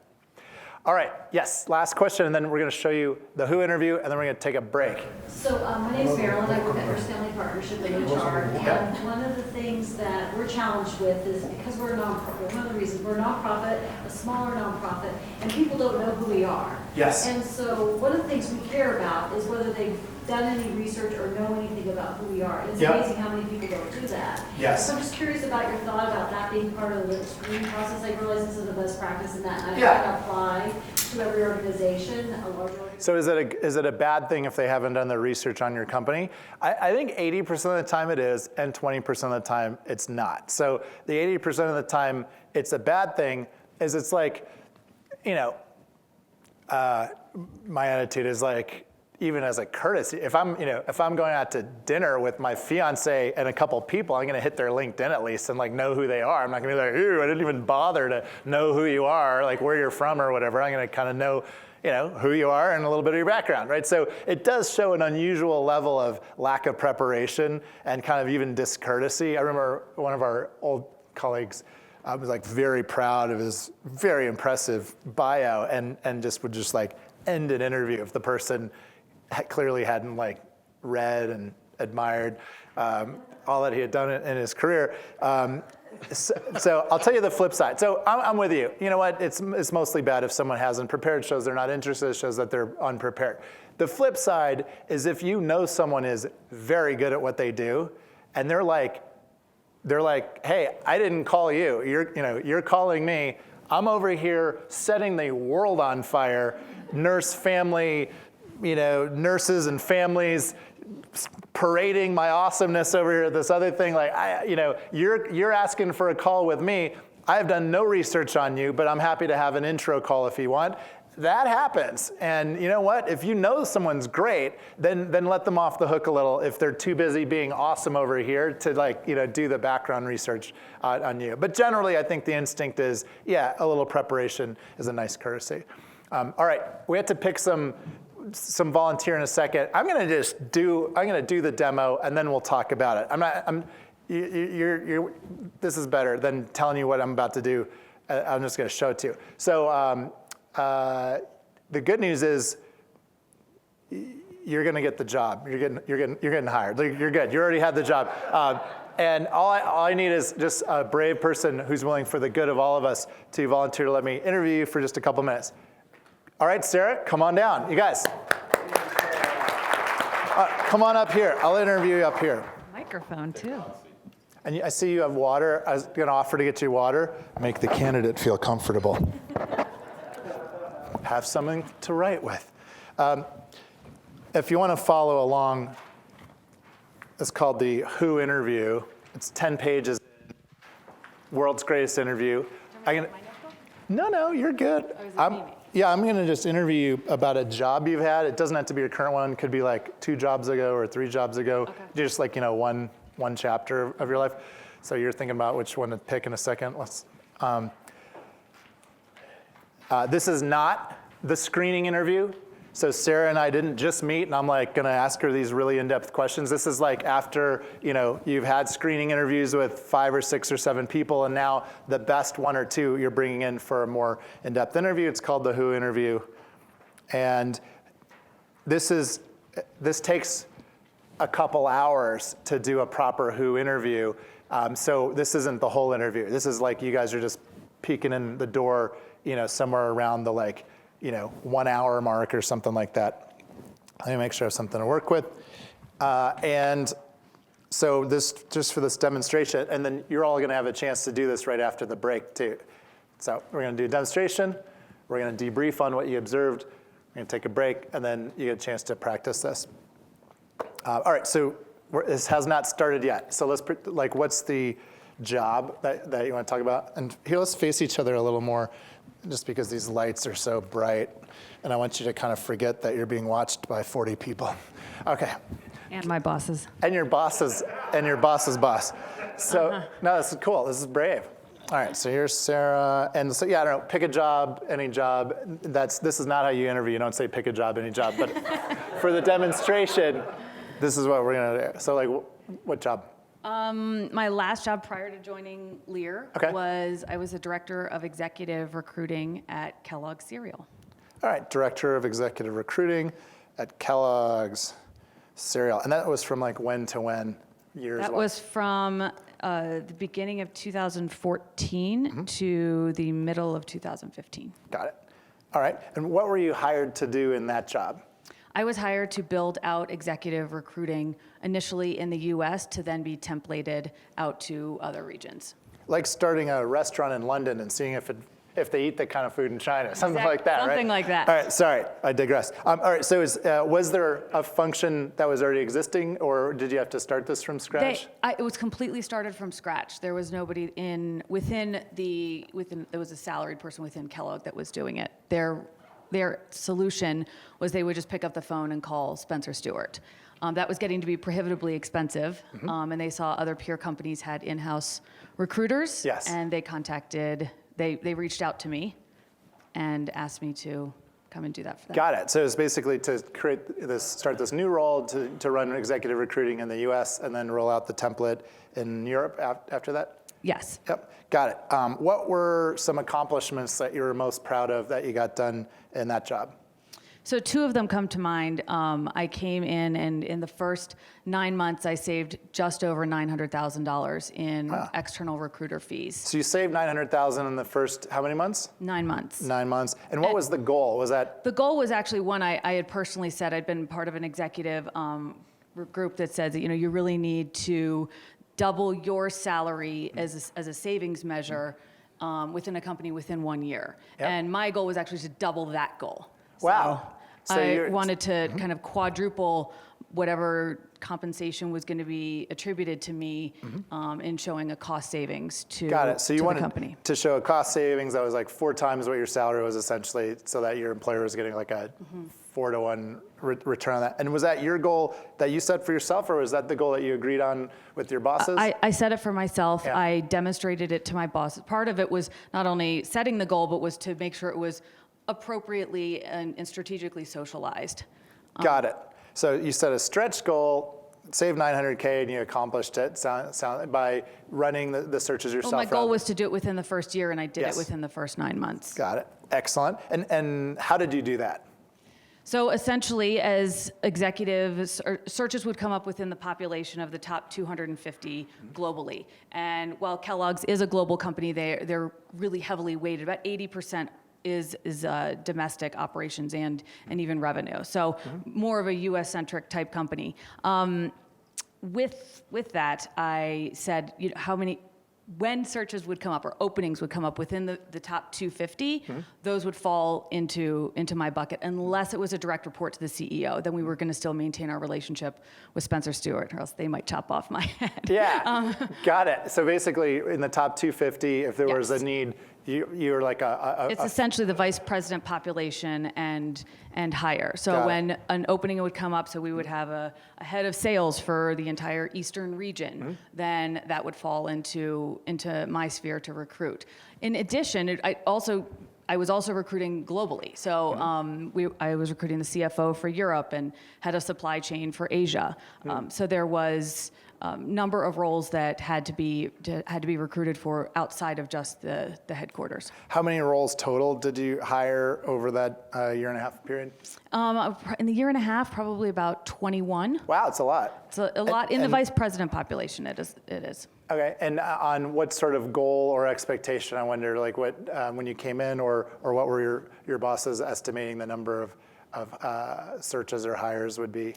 They actually didn't really have a whole lot of metrics or any kind of discipline around executive recruiting. Again, it was just pick up the phone and call the executive recruiter and pay a big bill and get ticked off at them when they, a particular role wouldn't get filled within their issue. So I really when I went and I joke when I got to Kellogg, I mean, there was a little bit of an onboarding, but what I did is I pushed myself and I called it Kellogg speed dating, and I kind of joked and coined the term at Lear. I call it Lear speed dating, but that I needed to meet with as many key stakeholders as I could and figure out what was the frustration around their executive recruiting, and then I wanted to basically fix that. So you did that in the first, how many months on the job? Oh, that was within the first few weeks. At least the initial meetings were, and then who do I need to follow up with? Doing second meetings and third meetings.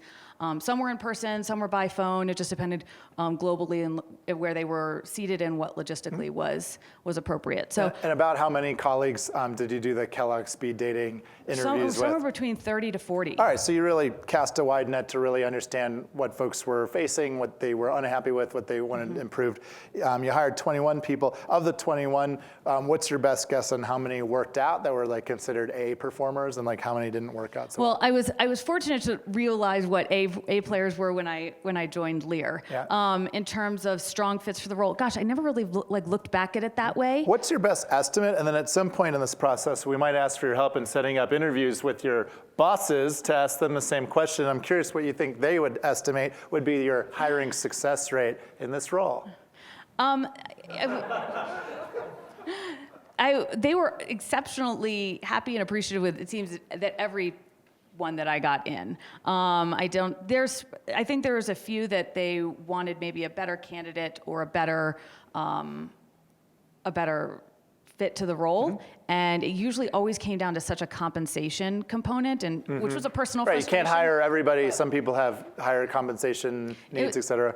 But what, something like 18 for 21, they would say worked out well, or 15 for 21, or? I would say probably somewhere between 16 to 18 of the 21. Cool. So like 16 to 18 out of the 21, they would say, hey, we're successful hires.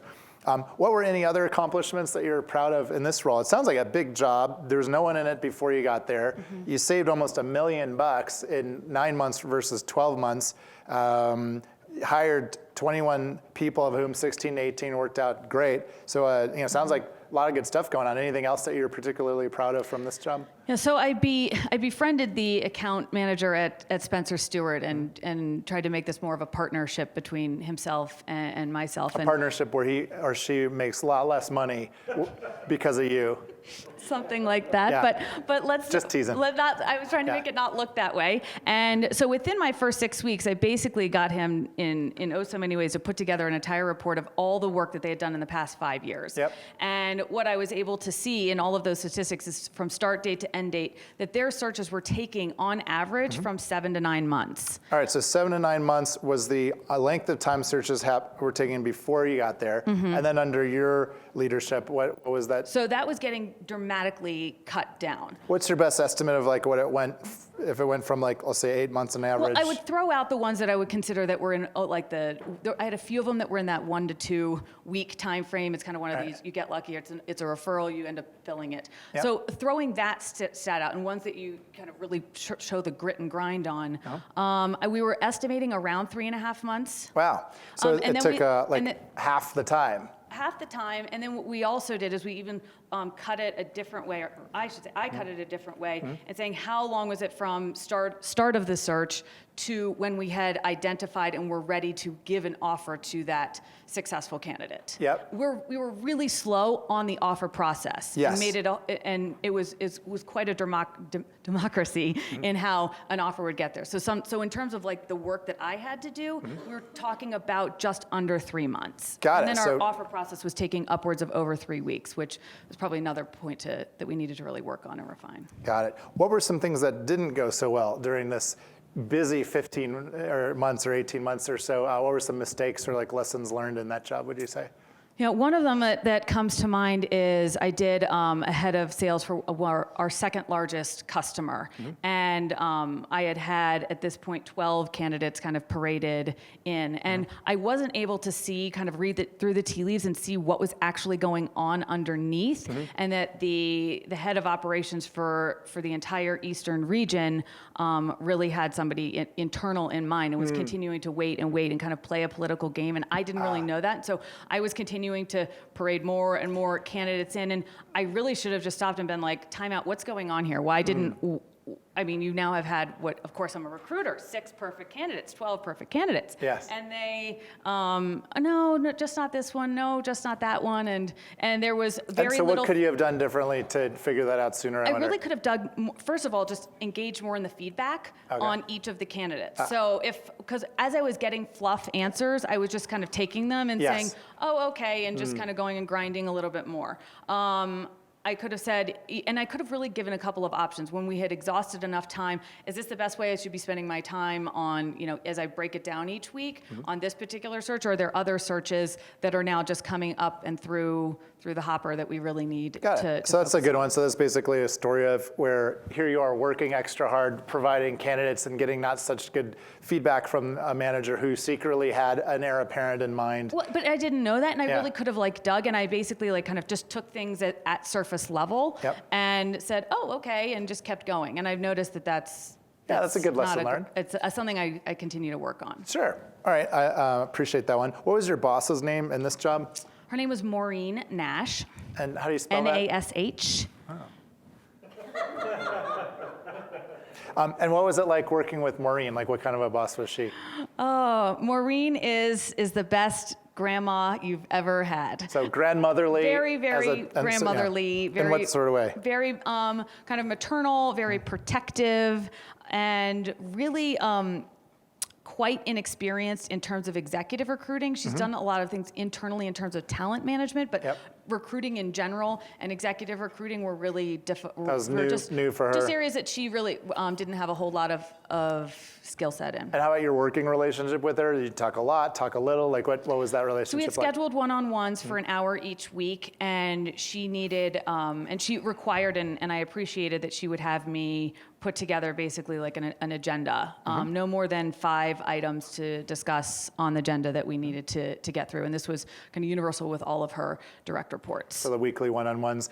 If we have a chance to talk with Maureen at some point, what do you think she'll say were some of Sarah's biggest strengths back then, and then some of Sarah's areas for improvement? She'll definitely say, Sarah has, an uncanny ability to identify great talent. She always said that over and over. And she said she always called me very smart. She really said that I was also able to really articulate well to hiring managers in extracting what they were trying to get out of a particular role and then aligning candidates to that role. So she'd say, I'll see here, that you're great identifying great talent, that you're smart, you're great working with the hiring managers to really figure out what was needed, and then communicate with them about how candidate fits or not. How about areas for improvement that Maureen would say about you back then? I think that she would say that first of all, I was remote to the role. So I was working in New York. I was back and forth to Michigan a lot and working on roles. So just as a point of context. And I think she would say I could probably have been a lot more communicative. I could have. So she wanted more communication with you to She her? would say she would, and Yeah. then there was a little bit of a catch to that. That's not really my answer, but Oh, yeah. What was the catch to it? well, then she would kind of do a whole blanket to her team. I'm getting too many emails. I don't want, just I'm only on an as need to know basis. And then the next week is I don't know anything. And so so it was trying to find that balance with her. Yeah. That's not really. So you got like mixed that's messages. That's not really a mistake of mine, but it's just. No, but it sounds like she might say something like, she would have liked even more communication from you, but meanwhile you're getting mixed signals from her. Right. Sometimes she wants more, sometimes she's saying she wants less. Right. That kind I think of thing. what she would, but going back to your question about what she would say I could do better is that being in a role that has a lot of mini transactional points, I would sometimes, go to different people in different sections and be kind of very I would jump in their world and jump back out, and I'd be very quick with them, and I really wouldn't build relationships with them as best I could, and that was something I think that I needed to work on, and I continue to work on. Sure. So it sounds like she'd say, hey, if you could have spent even more time building deeper relationships, and I kind of get the challenge of that because you're covering a huge geography and what, like 200 VP roles or something like that. So there's only so many hours in the day. But she said I built really good relationships with the hiring managers, but that those that were within the HR team or especially our kind of talent mobility team, that I could have done better there. So there's a difference. So she'd say you built deep relationships with the hiring managers, but you could have invested more in the peers in the HR group. Yeah, like and that. she was right. I could have. All right. Why'd you leave that job? Tom DiDonato called me and told me there was a company. The Tom DiDonato called me. Called me and said, "Hey, I heard you're moving into our backyard," and that was true. I was a trailing spouse. My husband's job was he was accepting a job in the Detroit area, and he said we possibly have an opportunity here, and we should meet. Fabulous. And I said, but I'm at Kellogg's. I mean, we've got Tony the Tiger, and he's like, Sarah, let me tell you something.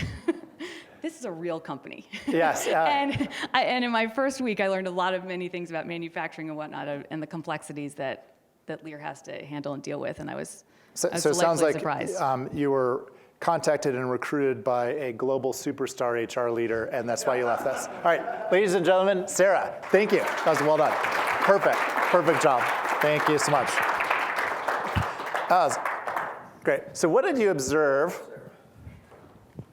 What did you observe? Let's have a chat about what you observed, and then Chris and I will kind of fill in some extra hints about how to make an interview like this successful. What did you observe? That you kept this structure of the interview, and sometimes Sarah was telling, and then she started and then you ignored it and kept on within your structure. Yeah, kind of kept to the structure. Yep.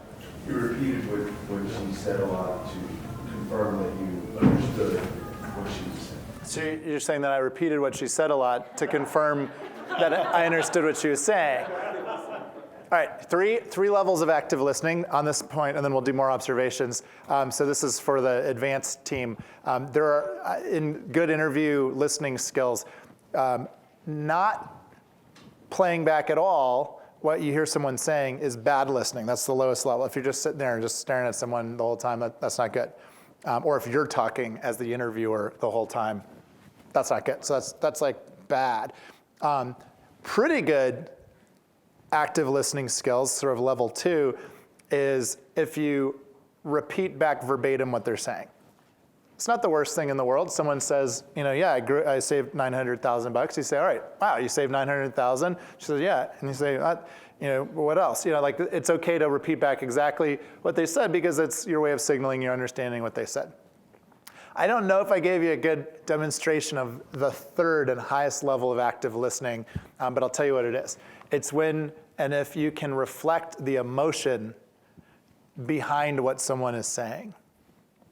So I tried a little bit around, I wanted her to tell me more about the building relationships thing. I just wanted a little more context there, so I was trying to keep her talking more about it. So I said something like, well, it sounds like you had a huge territory to cover, and it's just, there are only so many hours in the day. It's hard to get around and build deep relationships with everybody.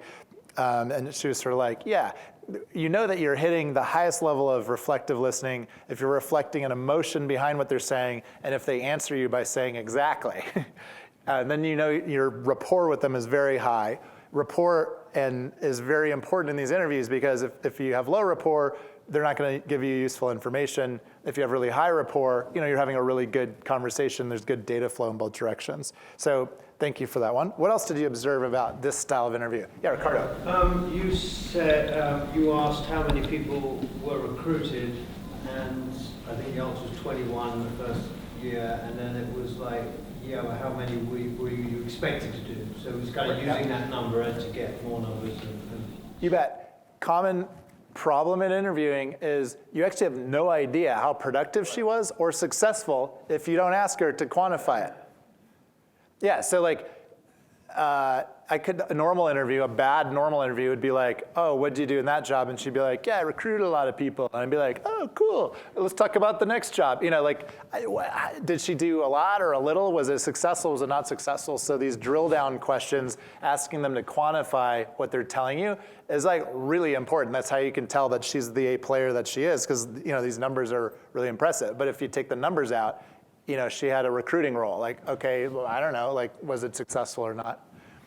We call them the 3 A's of, what do they call them? Not the 3 A's. 3 3 Ps. Ps. 3 Ps. Thank you. The 3 Ps help you calibrate on an accomplishment it's basically ask them a question of, how did you do versus plan? So that's what I was trying to get her to say. She created her own plan, but it was still a plan, on the cost savings thing. Like, where'd that number come from? What was the number? Oh, I want to, save them 4 times my salary. Oh, okay. So that's versus plan, and she did. So versus plan versus peers is another thing. I forgot. I could have just asked you this one too. Like, were there other, recruiters kind of on your level? Maybe they're in different departments or different geographies. Maybe there were, maybe there weren't. But if she was like one of 10 recruiters, it's really easy then to be like, great, how did your performance compare to your 9 other peers? And for her to say, oh yeah, actually, we got measured every 6 months, and I was ranked 1 or 2 out of the 10, the 15 months I was there or whatever. Like, so how'd you do versus your peers? That's really good. Salespeople, if you're hiring salespeople, this is how you get salespeople to tell you the truth, is you ask them, what their quotas were, what their results were. You ask them how they performed relative to their peer group. Salespeople always have peer groups. And this one Oracle sales person, I remember a sales manager told me once, I was like, yeah, what did you accomplish in that role? And he said, oh, I made President's Club in that role. I'm like, all right, what % of your peer group made President's Club in that role? And he said, well, 98%. And so, folks, I was sitting here in front of someone who is in the top 98% of his peer group. So versus plan versus peers, or another one of the P's is just versus prior year. So I might have asked her, I could have asked her, there's no perfect interview, folks. Perfect interview, I might have said, oh, you hired 21 people. How many were hired the previous year? And she might have been like, yeah, Spencer Stewart, for all their millions, only hired 4 people. And I'd been like, whoa, 21's way bigger than 4. So that's a nice thing to also calibrate on, is versus a previous year, just to get a benchmark.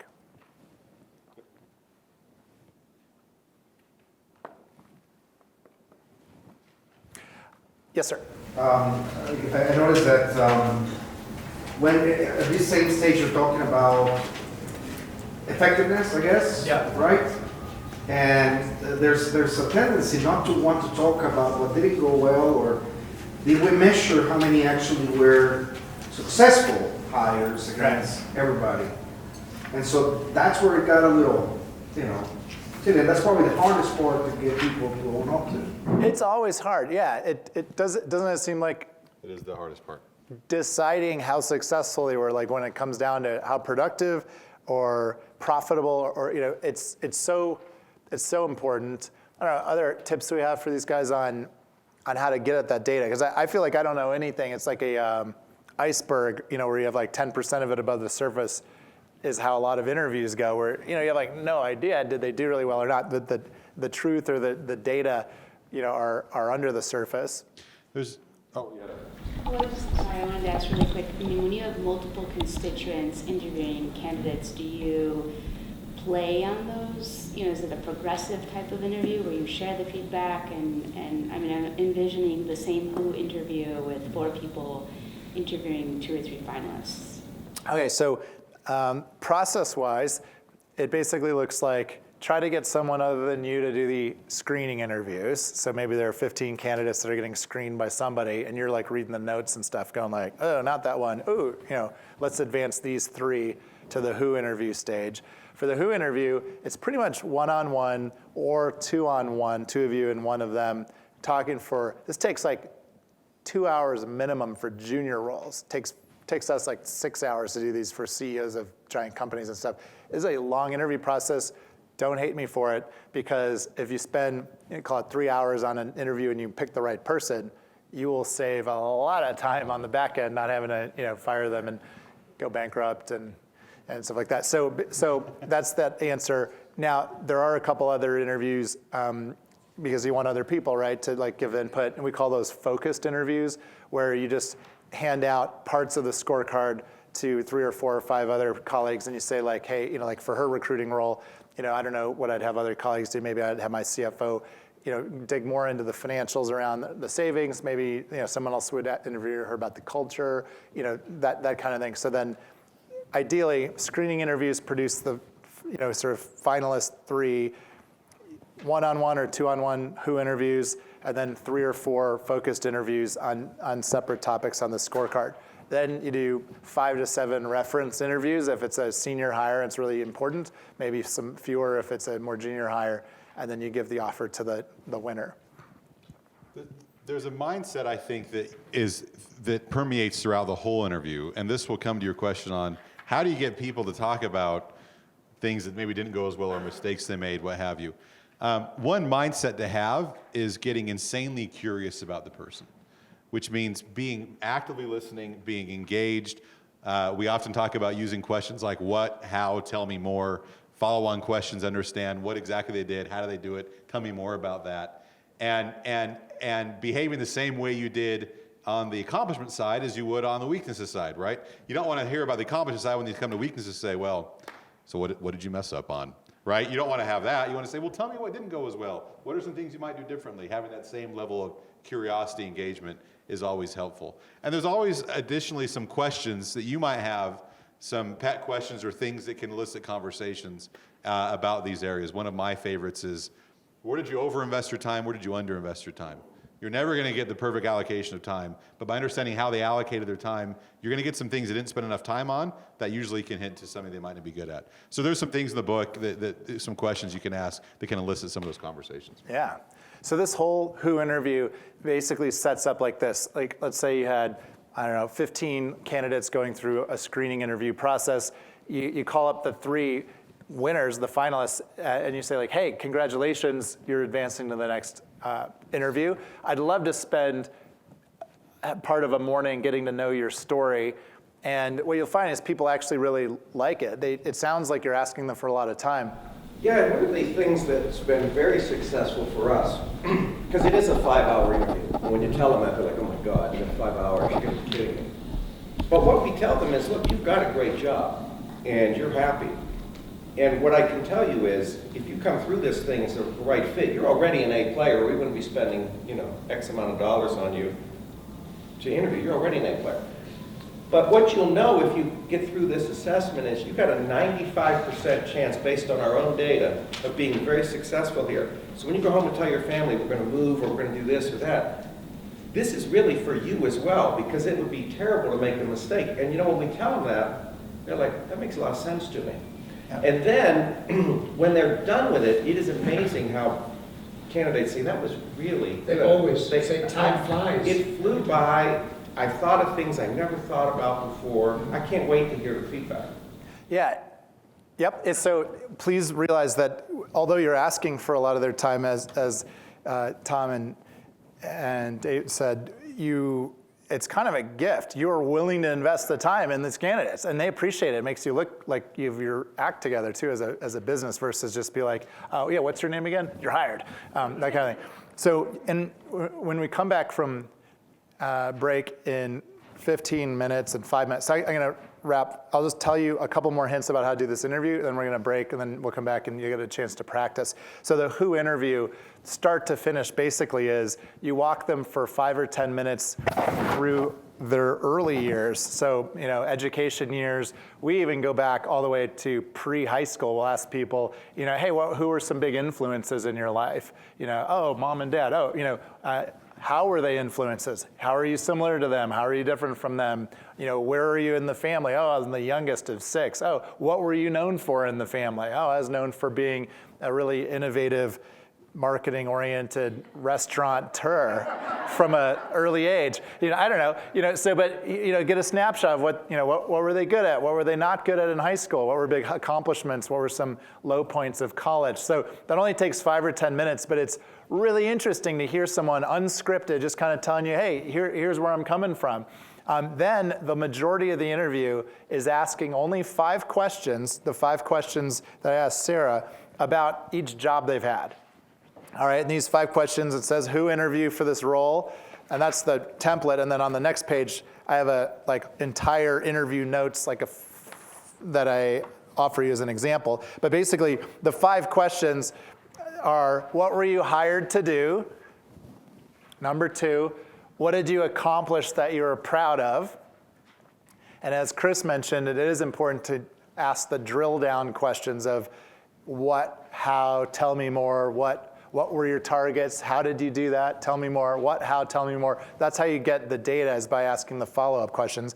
But the basic structure is, after you ask them what were you hired to do, what did you accomplish that you're proud of, you ask them what were some low points or mistakes, things that, lessons learned in that job. And then the 4th question is the fun one where you get to ask about the boss. So in this one, you say, what was your boss's name in that job? And when Sarah tells me, I want her to see me have my pen out, and I want to ask her to spell the boss's name. I'm just going to go ahead and spell your boss's name. It was Maureen Nash with an SH. Yeah, got it. And have the candidate see you write the boss's name down.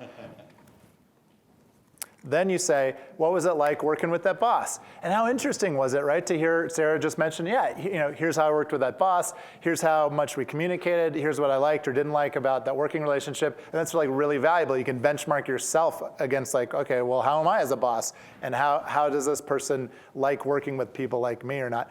But then the really great part of that question is, if I have a chance to have an interview with Maureen, or a reference interview, what do you think she'll tell me your big strengths were and areas for improvement back then?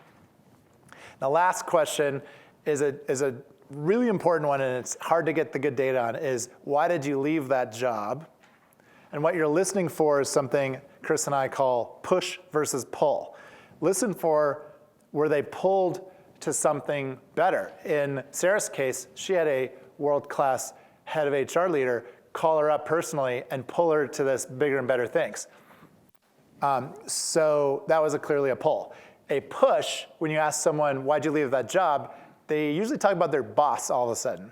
They're like, well, like this one candidate, for those of you who read the Who book, I cannot not tell you this story because it happened and it was so fun for those of you who haven't read it. I asked this sales candidate, why'd you leave that job? And again, remember, you listen for pull. Was he pulled to something? Oh, this other great boss came and contacted me. No.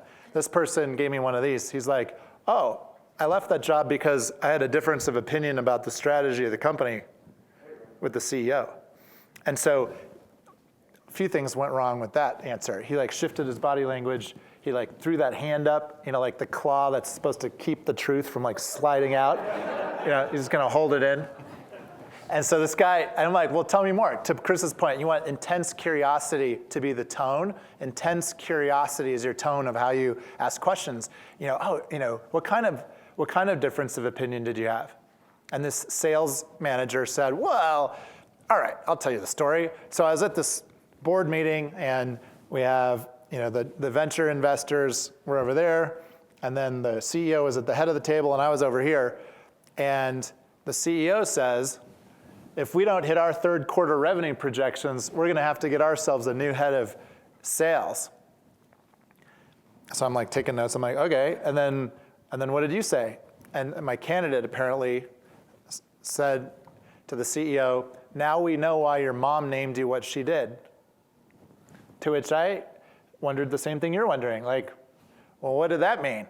And he said, well, the CEO's name was Richard, but he went by the nickname for Richard, so there's that. And I said, interesting. So this was at the board meeting, and the candidate's like, yep. And so I said, okay, well then what happened next? And so he apparently, the candidate, the CEO called a break, and then they all went back to their offices briefly. My sales candidate goes back to his office and sits down, and apparently the CEO comes into the door and says, hey, look, I don't appreciate what you said back there, and you know what, your numbers haven't been that good, you're fired. And the sales candidate apparently was like, well, you know what your problem is, CEO, no one's ever put you in your place. And I said, well, what'd you ask him that for? And then I remembered that my candidate, his highlight from high school was leading his hockey league in penalty minutes. That was one of his highest. Anyway, so my candidate's like, you know what your problem is? No one's ever put you in your place. CEO apparently says, I don't know who's going to put me in my place. And then I asked, well, what happened next? And the candidate says, so I hit him. And I did what you would do. I kept my composure and I said, what kind of a hit was it? And apparently my sales candidate went ahead and did a four-handed facial slap to the CEO at the board meeting, and the CEO apparently had to go in the board meeting with a big white handprint on the side of his face. And this candidate said, you know, I really regret having done that. And I'm thinking, well, you're kidding me, really? What's regrettable about slapping your CEO? Yeah, and he said that apparently his stock options, he had $3 million worth of stock options that were canceled when he slapped the CEO. So the moral of this story is when people tell you that they left for a reason that doesn't kind of ring true, in Sarah's case it's pretty clear, like, hey, a really great boss came along and hired her away.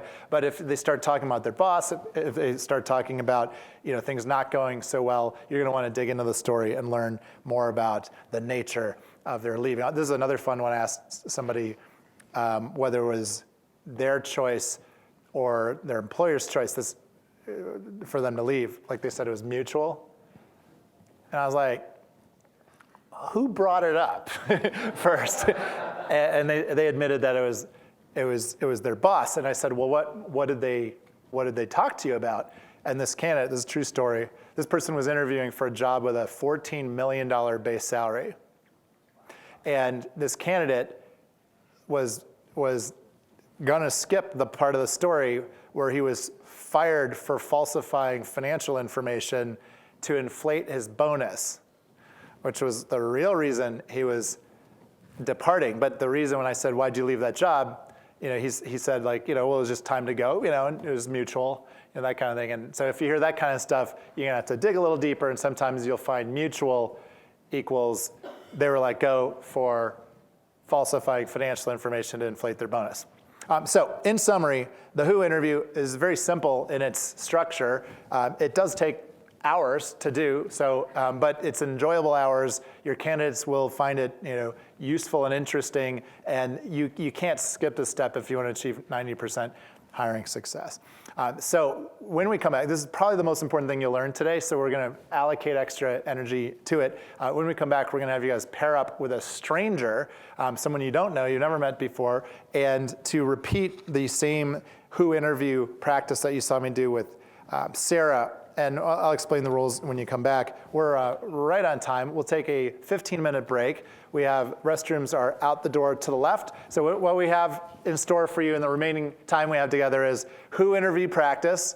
That's going to be awesome. We're going to have a delicious tower of lobster, I think, for lunch. I don't know. Truffled lobster dipped in gold shavings. It's right right next door. Delicious drinks served out of fountains and waterfalls.